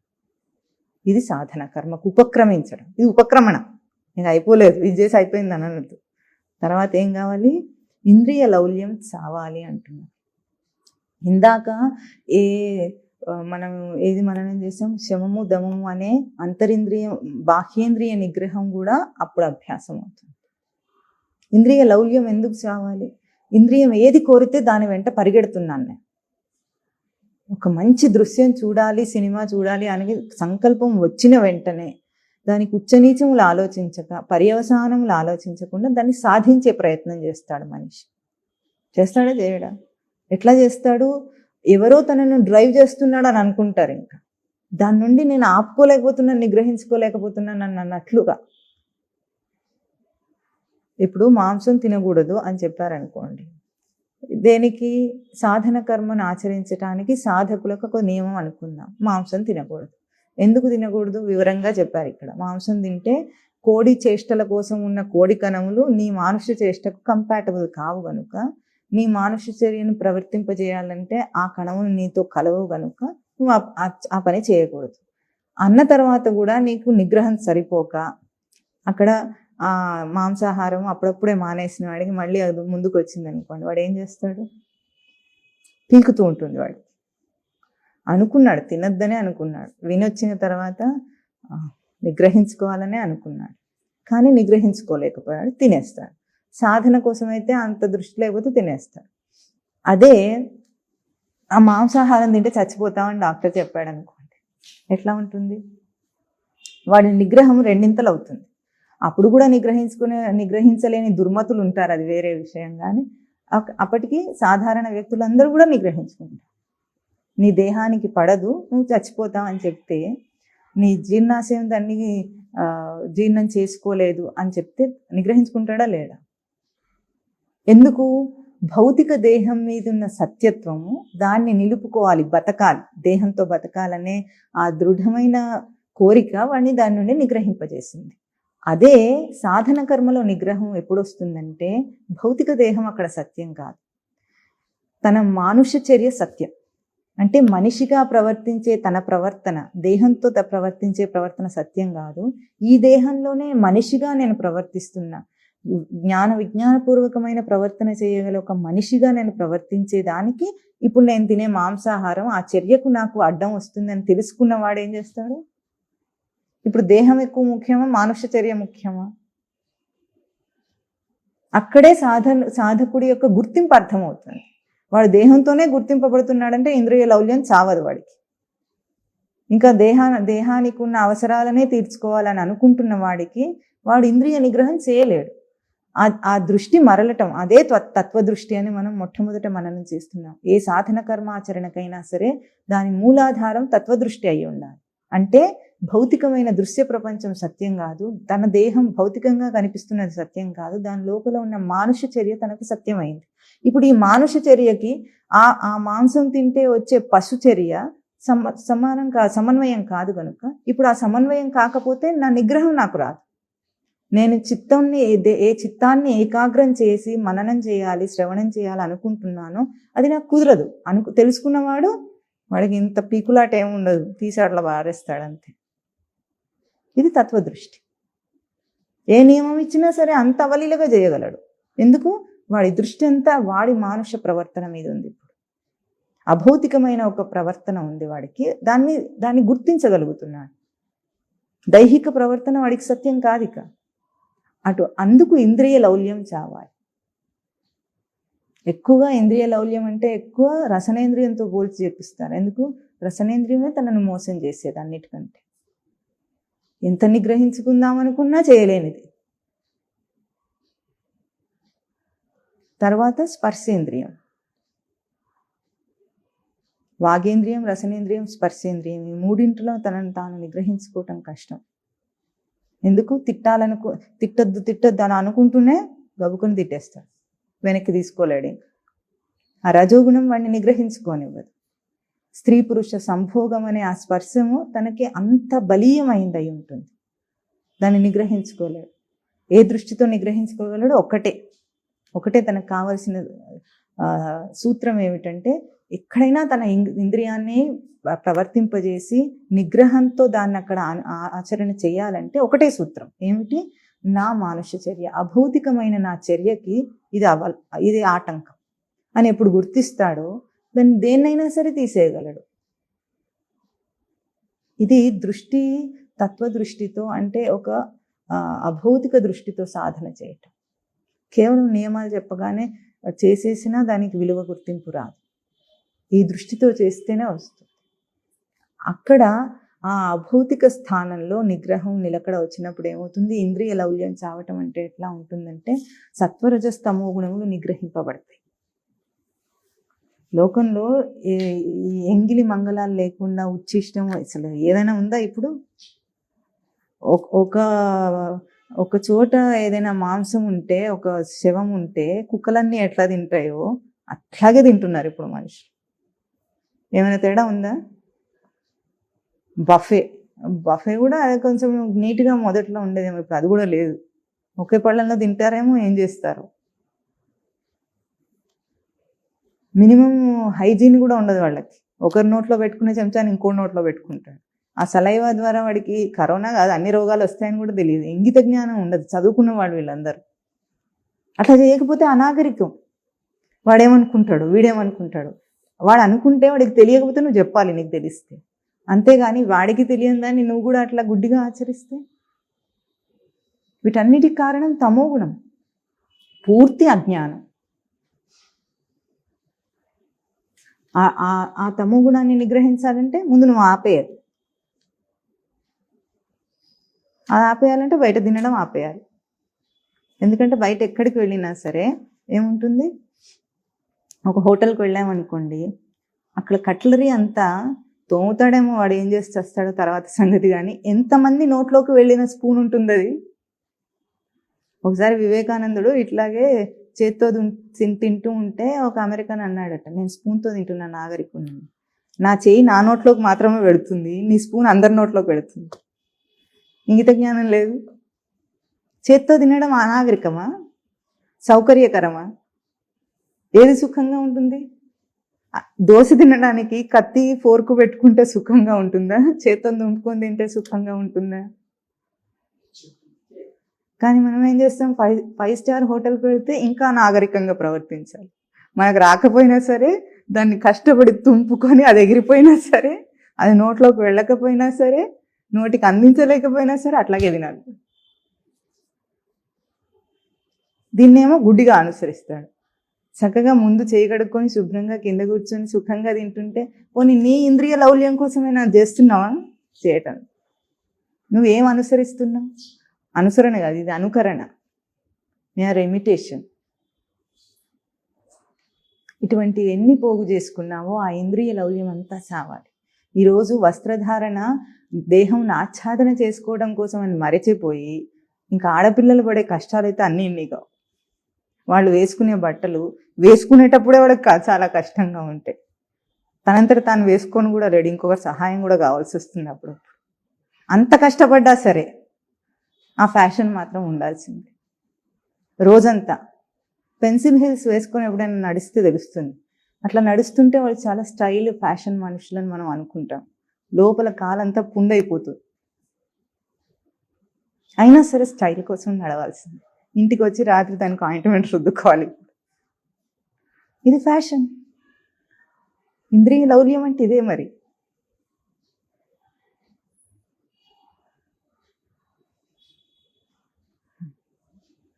ఇప్పుడు ఇటువంటివన్నీ ఎన్ని అభ్యాసం చేశారో వాటన్నిటినీ తుడిస్తే కానీ సంసార తాపం చల్లారు.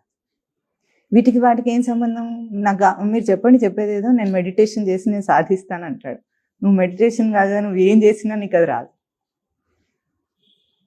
నీ చిత్తము నీకంటే నీ నుండి మైళ్ళ దూరానికి విసిరివేయబడింది.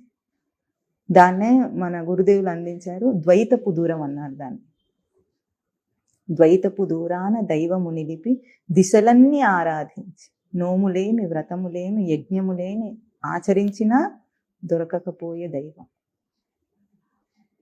అట్లాగే ప్రతి దాంట్లో ద్వైతపు దూరాన్ని మనిషి మెయింటైన్ చేస్తాడు. ద్వైతపు దూరం అంటే ఏమిటి? తనెన్నటికీ చేరుకోలేని తనకంటే మారు రూపం. అది మారు రూపాన్ని తను ఎందుకు చేరుకోలేరంటే మారు రూపం తన ఊహా కల్పిత రూపం కనుక. ఈ ఫ్యాషన్ ఊహయా నిజమా?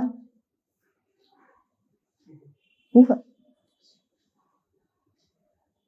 ఈరోజు అదే కనుక సత్యమై ఉంటే ఈ రోజున్న ఫ్యాషన్ ఎల్లకాలం ఉండాలి, అట్లా ఉండదు, రేపే ఉండదు.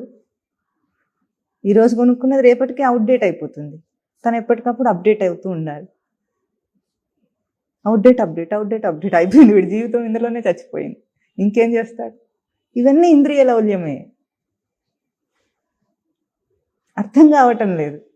పసిపిల్లల దగ్గర నుండి అభ్యాసం చేయిస్తున్నాం మనం. అది బ్రాండ్ బ్రాండ్ బ్రాండ్. వాడే ఒక బ్రాండ్ వేసుకొని పుడతాడు. ఏం బ్రాండ్ వాడిపోయింది? మూఢమతి. మూఢమతే అని అక్కడ బ్రాండ్ ఇచ్చారు మనకి. ఈ మూఢమతి ఇవన్నిటిని కలెక్ట్ చేసుకుంటుంటాడు, అన్నిటిని పోగు చేసుకుంటుంటాడు. చిత్త ఏకాగ్రత పొందాలి. ఎప్పుడైతే సాధన కర్మను ఆచరిస్తాడో, తన కోసం తాను సాధన చేయటానికి ఉపక్రమిస్తాడో, అప్పుడు తనకి ఇంద్రియ లౌల్యం చావాలి.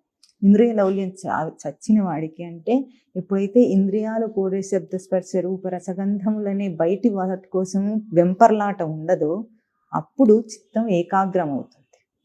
చిత్తం అంటే తనకు ఒక ఎటువంటి అభౌతిక స్థానం అంటే దాన్ని ఎట్లా గుర్తించగలగాలి. తనను తాను ఏ ప్రవర్తనకైనా ప్రేరేపణ చేస్తున్నాడు అని అనుకుందాం. మామూలు భాషలో ఒక ఉపమానం తీసుకున్నామంటే ఏదైనా పని చేయాలంటే అనుకొని ఒక సంకల్ప స్థానం ఉంటుంది. ఆ సంకల్ప స్థానంలో అనుకొని పని చేస్తాడు. ఇది బాహ్యమైన పనులతో పోల్చి. కానీ మనిషి ఈ పని చేయటానికి ఆధారం ఏమిటి తనకంటే తనను తాను బయటికి ప్రవర్తింపజేయటానికి ఈ దేహాన్ని తీసుకొచ్చుకున్నాడు. ఆ ప్రవర్తింపజేయటానికి ఈ కరచరణాలన్నీ తనకి టూల్స్, పనిముట్లు. ఈ పనిముట్లతో తాను ప్రవర్తన చేస్తాడు. ఆ ప్రవర్తనకు తన ఉనికిని చైతన్యవంతం చేసుకోవాలి. లౌకిక దృష్టిలో ఎట్లాగైతే ఒక పనికి అనుకోవటం అని అంటున్నామో, ఆ ప్రవర్తన అన్న ఆధ్యాత్మిక దృష్టికి దాన్ని చిత్తంలో చిత్తం అంటే దానికి చైతన్యవంతం చేసుకునే స్థానం. ఏ స్థానంలో తన ఉనికి శక్తిని అసలు లోకంలో అర్థం చేసుకుంటే, స్వామివారు ఎన్నోసార్లు చెప్పారు, మనం కూడా మననం చేస్తున్నాము అని, అయినా దాని మీద దృష్టి ఉండదు మనకి. ప్రతి ఎలక్ట్రానిక్ గ్యాజెట్ కూడా ఛార్జ్ చేస్తేనే పనిచేస్తుంది. కానీ మనిషికి ఛార్జ్ ఎక్కడి నుండి వస్తుంది? దేహానికేమో తిండి, ఇంధనం. కానీ లోపల ఆ దేహమునకు తిండి పెట్టినప్పుడు చైతన్యం ఎక్కడి నుండి వస్తుంది తనకి? దానికి ఛార్జింగ్ ఏం లేదు, బయట నుండి ఛార్జ్ చేసుకోవట్లేదు తను. అది తనకు ఊట. ఆ ఉనికి అనే ఊటని చైతన్యవంతం చేసుకుంటేనే ఈ కరచరణాలనే పనిముట్లతో తాను పని చేయగలుగుతాడు. ఏ స్థానంలో ఆ చైతన్యవంతం చేసుకునే ప్రక్రియ చేస్తున్నాడో అది చిత్తం. చితి సంజ్ఞ అనే ధాతు. దాన్ని ఏకాగ్రం చేయమంటున్నారు. ఏకాగ్రం చేయటం అంటే కాన్సన్ట్రేట్ చేయాలి. అంటే ఏం చేయాలి? ఈ కాన్సన్ట్రేషన్ అనే పదం మనకు బాగా తెలిసింది ఎక్కడ? పిల్లలకి బోధ చేస్తుంటాం. కాన్సన్ట్రేట్ చేసి చదువుకుంటే అదే వస్తుంది. తెలుసా తెలియదా మనకి? అంటే ఏం చేయాలి? పోనీ ఆ ఉపమానంలోనే పిల్లవాడు కాన్సన్ట్రేట్ చేయాలంటే ఏం చెప్తున్నాం వాడికి మనం? చెప్పండి చూద్దాం. వాడికి పరీక్షల ముందు డిస్ట్రాక్ట్ కాకుండా, డైవర్ట్ కాకుండా ఉండాలి మైండ్ అంటే కాన్సన్ట్రేట్ చేయి, చదువుకో అని చెప్తున్నా. అక్కడ ఏం ప్రయోగం చేస్తాడు వాడు? అడగడు, ప్రశ్న అడగకపోయినా ఏదో ప్రయోగం చేస్తాడు, కాన్సన్ట్రేట్ చేస్తాడు. అంటే ఏం చేస్తాడు?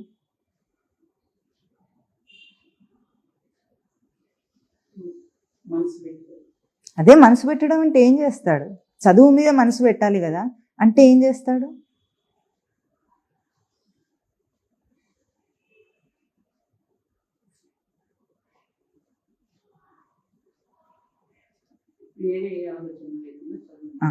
ఇప్పుడు మామూలు అప్పుడు ఏం చేస్తాడంటే వాడి మనస్సు వివిధమైన అంశముల మీద ప్రవర్తిస్తూ ఉంటుంది. వాటన్నిటి నుండి ఆటలని, ఫ్రెండ్స్ అని, టీవీలని ఇవన్నీ ఉంటే వాటి నుండి దూరం చేసి చదువు మీదకి ఏకాగ్రం చేయమంటున్నాం. అంటే ఇతరమైన అంశములను దూరం చేసి ఒకే అంశం మీద దాన్ని నిలపటం మన దృష్టిలో అక్కడ కాన్సన్ట్రేషన్. ఇప్పుడు ఏకాగ్రం చేయటం అంటే ఏమిటంటే చిత్తము తనను తాను చైతన్యవంతం చేసుకునే స్థానంలో చైతన్యవంతం చేయబడి దుష్ట ప్రయోగం చేస్తుంది ఇంద్రియముల ద్వారా. ఇప్పుడు నడవాలనుకుందాం. నడవాలంటే కాలికి చైతన్యాన్ని ఇవ్వాలి మనం. చైతన్యాన్ని ఇస్తే నడుస్తుంది. నడక అనే ఆ ప్రయోగాన్ని పరిగెత్తటం అంటే లోకంలో పరిగెత్తి స్పీడ్గా మనం ఎన్ని పనులు చేస్తున్నాం? వాటి మీదకి దుష్ట ప్రయోగం అయిపోయింది అది. అంటే తన ఉనికిని చైతన్యవంతం చేసి లౌకిక దృష్టిలో దాన్ని విచ్చలవిడిగా తిప్పుతున్నాడు, చెడతిరుగుతున్నాడు. ఈ చెడతిరగటాన్ని ఆపటమే చిత్తం ఏకాగ్రం కావడం అంటే ఏ పర్పస్ కోసం, ఏ దృష్టితో నీ ఉనికిని చైతన్యవంతం చేసుకుని ఈ దేహేంద్రియములలో ప్రవర్తింపజేస్తున్నావో ఆ దృష్టిని నిలిపి దాని నుండి దృష్టిని తీసేసి. నడక అనేది దేనికోసం ఉంది? కాళ్ళు ఎందుకున్నాయి?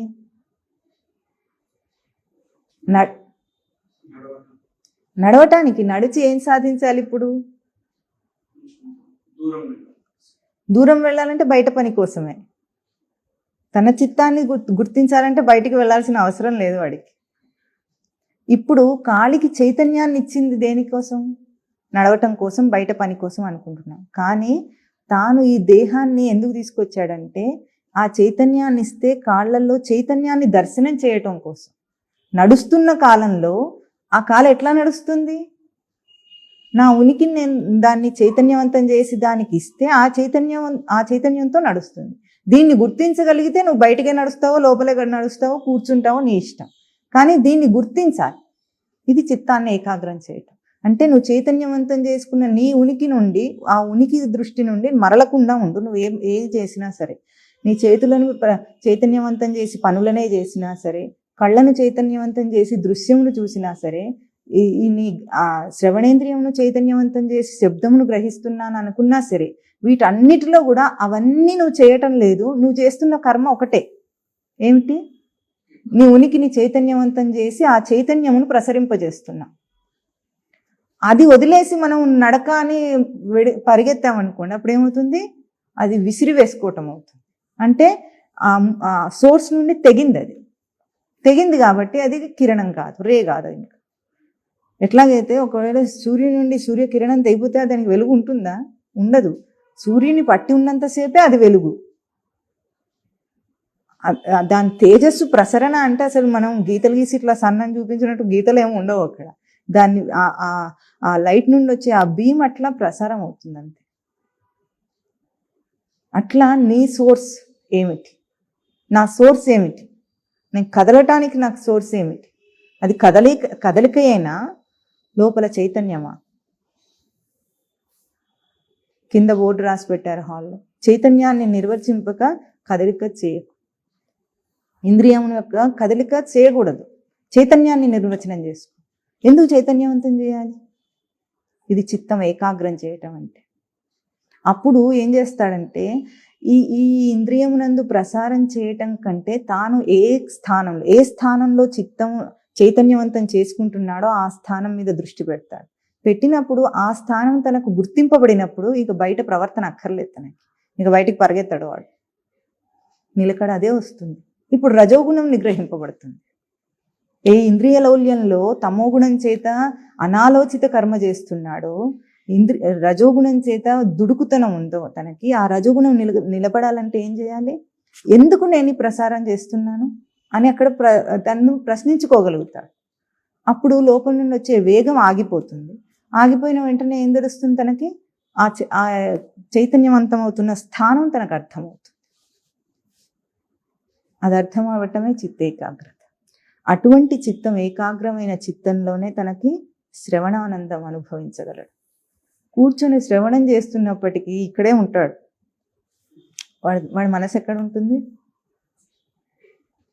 మనుషులైతే ఇక్కడే ఉంటారు. ఇది కూడా బాగా మనకు లోకంలో ప్రఖ్యాతమైన ఒక ఉపమానం. ఏమిటి? క్లాస్లో 50 మంది ఉన్నారు. ఒకే టీచర్ ఒకే సబ్జెక్ట్ని ఒకే విధంగా ఒకే టైంలో టీచ్ చేస్తున్నాడు, బోధ చేస్తున్నాడు. అయినా సరే అందరి గ్రాస్పింగ్ పవర్ అంటున్నాం బయట మనం. వాడి గ్రహింపు అట్లా లేదు, సమంగా లేదు. ఎందుకు లేదంటే ఒక్కొక్కడి ఆ చిత్తేకాగ్రతలో తేడా ఉంది.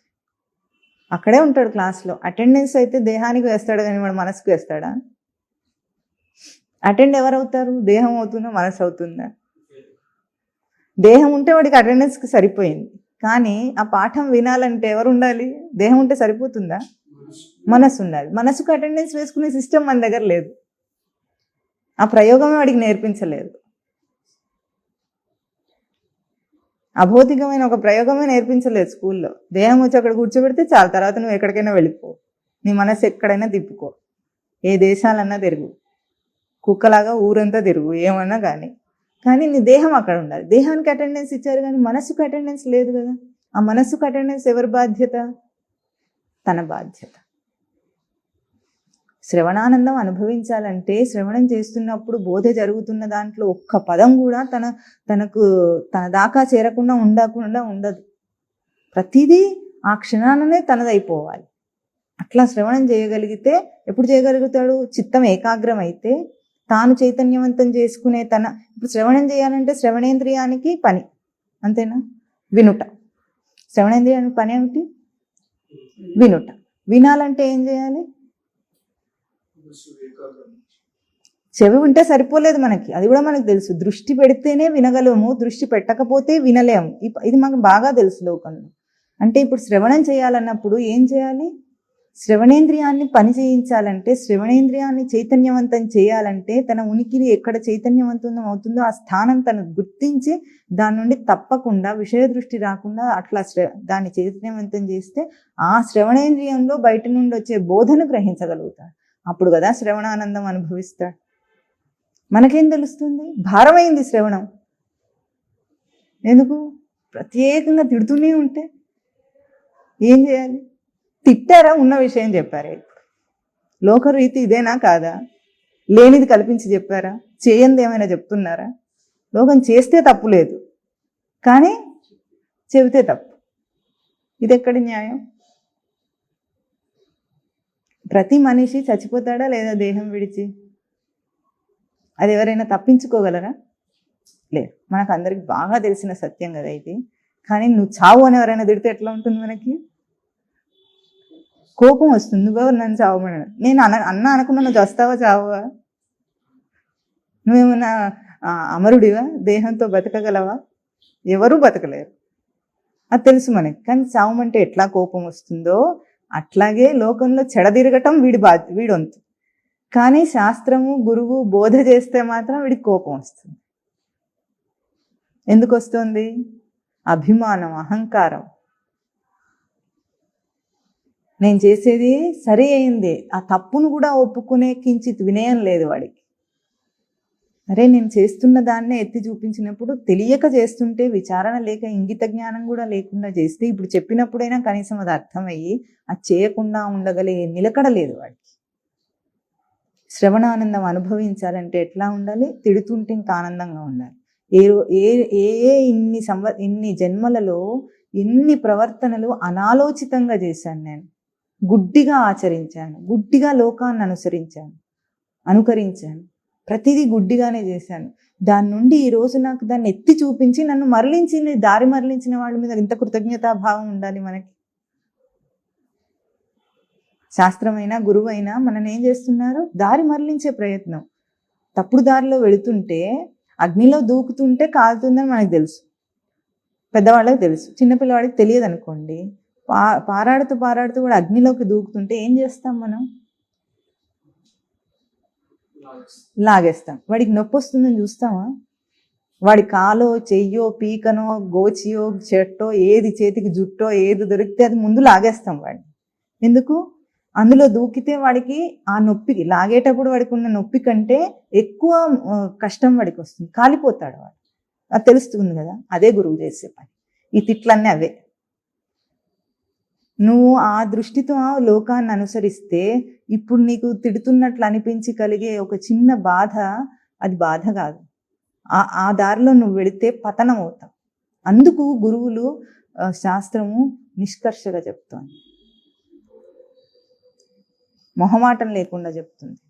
దాచిపెట్టద్దు, సమర్థించకుండా దాచిపెట్టకుండా చెప్పడం. అందుకే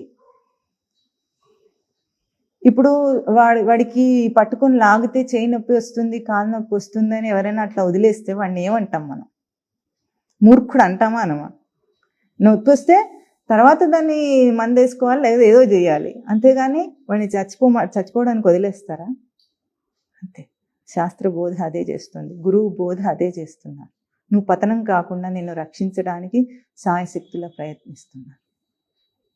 నీకు సంబంధం లేని వాడు కూడా దూకుతుంటే అగ్ని నుండి నువ్వు కాపాడతావో లేదా? ఎవరైనా సరే నీకు ముక్కు మొహం తెలియనక్కర్లేదు, ఏది అక్కర్లేదు, నువ్వు మనిషివైతే వాడిని కాపాడుతున్నావు. అది ఇట్లా లోకరీతియో అట్లాగే అంతే. మీ దగ్గరకు వచ్చిన వాళ్ళకి చెప్పాలి, అందరికీ చెప్పొద్దు అని అనడానికి లేదు. గురువు సృష్టి యొక్క భారాన్ని, బాధ్యతను తన మీద వేసుకొని లోక కళ్యాణం కోసం ప్రవర్తిస్తారు. లోకంలో తన కోసం వచ్చిన వాడినే రక్షించడం కాదు గురువు చేసే పని. ఎవరినైనా సరే రక్షించే బాధ్యత తీసుకున్నారు. ఇప్పుడు శ్రవణానందం అనుభవించాలంటే శ్రవణేంద్రియాన్ని చైతన్యవంతం చేస్తున్న ఆ చైతన్యమును నిలిపితే తన మనస్సు ఇంకొక చోటికి వెళ్ళదు, ఇంకొక గ్రహింపును తీసుకోదు. అప్పుడు కదా ఆనందం వస్తుంది తనకి. ఇప్పుడు మీరు ఒక మాట అర్థం చేసుకోండి. ఒక చిన్న పిల్లవాడు నడుస్తున్నాడు, అప్పుడప్పుడే నడక నేర్చుకుంటున్నాడు. తల్లిదండ్రులు ఎంత ఆనందపడతారు. అందులో పెద్ద విశేషం ఏముంది? పుట్టిన ప్రతివాడు నడుస్తాడా లేదా? సంవత్సరం దాటితే ఎవడైనా నడుస్తాడు. పొంగిపోతారు వీళ్ళు. ఎందుకు అంత ఆనందం ఏముండి ఉంటుంది అందులో? వాడు బోర్ల పడ్డప్పుడు పొంగిపోతారు, వాళ్ళు పాకితే పొంగిపోతారు, నడిస్తే కూర్చుంటే వాడు ఏం చేసినా పొంగిపోతున్నారు. అది సహజమే కదా. మనిషిగా పుట్టడం ఏమిటి, గొడ్డుకు కూడా అవన్నీ వస్తాయి. మరి ఎందుకో ఆ తల్లిదండ్రి అంత ఆనందపడుతున్నారు? మీరు ఒక్కసారి ఆలోచించండి.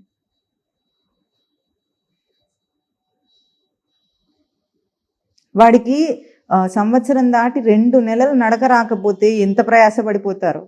ఇంకా నడవట్లేదు వీడు, ఇంకా నడవట్లేదు, మీ మనవాడు నడుస్తున్నాడా అని అడుగుతారు. ఇద్దరు ఒకేసారి పుట్టారు, మీ మనవాడు, మా వాడు ఇంకా నడవట్లేదు. అంతలో ఏం మునిగిపోయింది, ఇంకో నెల తర్వాత వాడే నడుస్తాడు, ఏం చేయకపోయినా నడుస్తాడు. ఎందుకు అంత ఆనందపడుతున్నారు? ఒక్క నిమిషం ఆలోచించండి. సహజమైన ప్రవర్తన మనిషికి, గొడ్డుకి, చీమకి అందరికీ వచ్చేది. పక్షి ఎగరదు, ఎగురుతుందా లేదా? ఎవరు నేర్పిస్తారు? నేర్పించనక్కర్లేదు, ఎగురుతుంది, సహజం. అయినా తల్లిదండ్రి సంతోషిస్తున్నారు. ఎందుకు చెప్పండి చూద్దాం.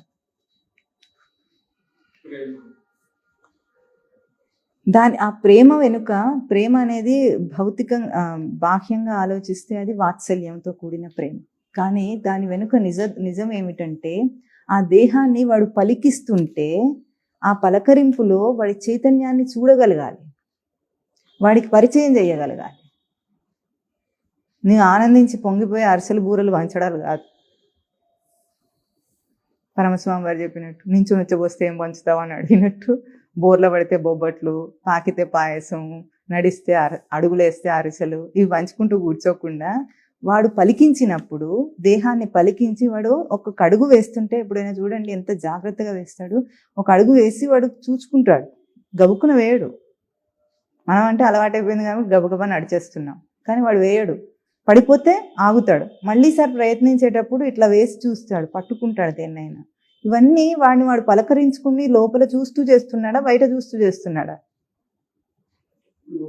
లోపల చూసి చేస్తున్నాడు. కానీ వాడికి ఆ భ్రాంతి కలగడానికి వీళ్ళ ప్రేమ కారణం, వీళ్ళ వాత్సల్యమే కారణం.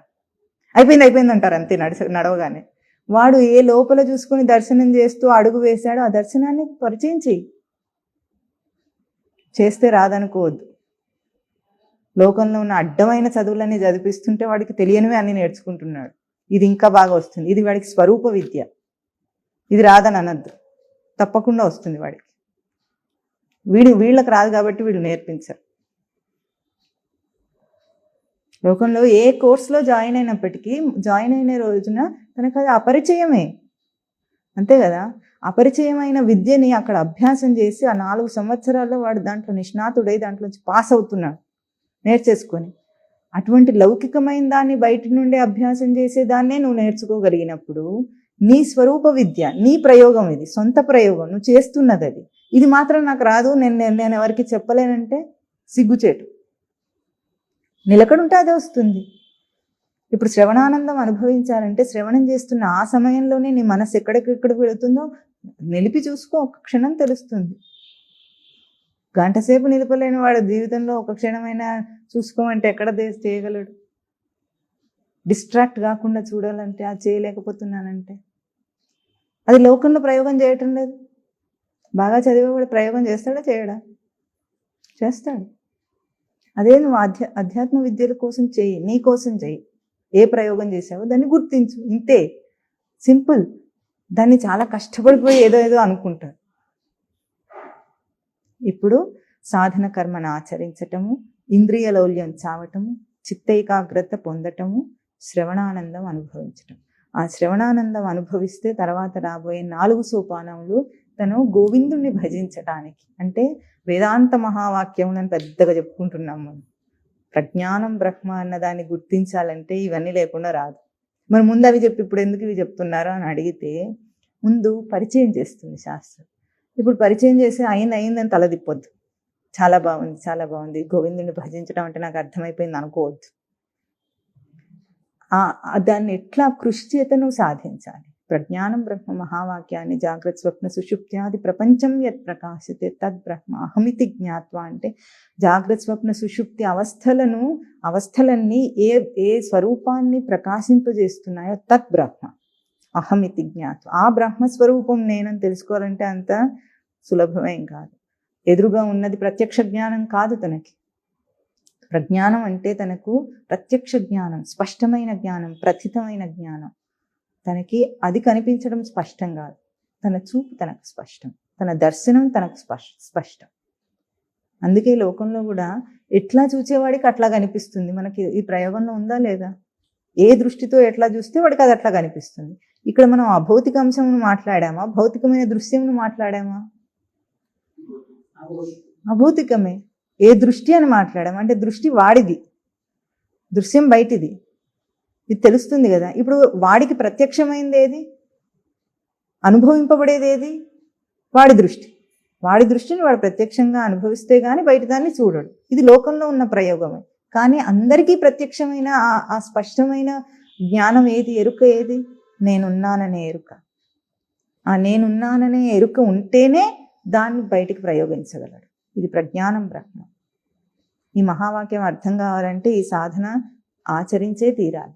అప్పుడు కానీ గోవిందుడిని భజించడం అంటే ఏమో కాదు. గోవింద హరి గోవింద అని అంటే కాదు, అది భజన కాదు. భజ సేవాయాం ధాతు అంటే ముఖ్యంగా మనం ఏం మననం చేస్తున్నామో ఆ సూత్రం మర్చిపోవద్దు. సేవించుట అంటే తన అంశమును నిలుపుట. ఎక్కడైనా సరే పశ్చన్ శృణ్వన్ స్పృశన్ జిఘ్రన్ అశ్నన్ గచ్చన్ స్వపన్ శ్వసన్ ప్రళపన్ విసృజన్ గృహ్ణన్ ఉన్మిషన్ నిమిషన్ నపి ఇంద్రియానింద్రియార్థేషు వర్తంత ఇతి ధారయన్. ఆ ధారణ నిలిపి ఉంటే అది సేవించుట, తనను తాను సేవించుటే సేవ. ఇది భజన. అది చేయాలంటే గోవింద తత్వాన్ని తెలుసుకోమని సూచన చేసింది ఇక్కడ. ఎవరికి? హే మూఢమతే అని. మూఢమతులందరికీ అంటే మనందరికీ, బయటి దాన్ని పోగు చేసుకుంటున్న మనందరికీ బయటిది నీ రూపం కాదు, నీ రూపం వేరుగా ఉంది దీనికంటే అని విలక్షణమైన ఒక మలుపుని తిప్పి భజ గోవిందం, భజ గోవిందం, గోవిందం భజ మూఢమతే సంప్రాప్తే సన్నిహితే కాలే నహి నహి రక్షతి డుక్రీకరణే అని సూచన చేస్తున్నారు ఇక్కడ శంకర్. ఓం తత్ సత్. ఓం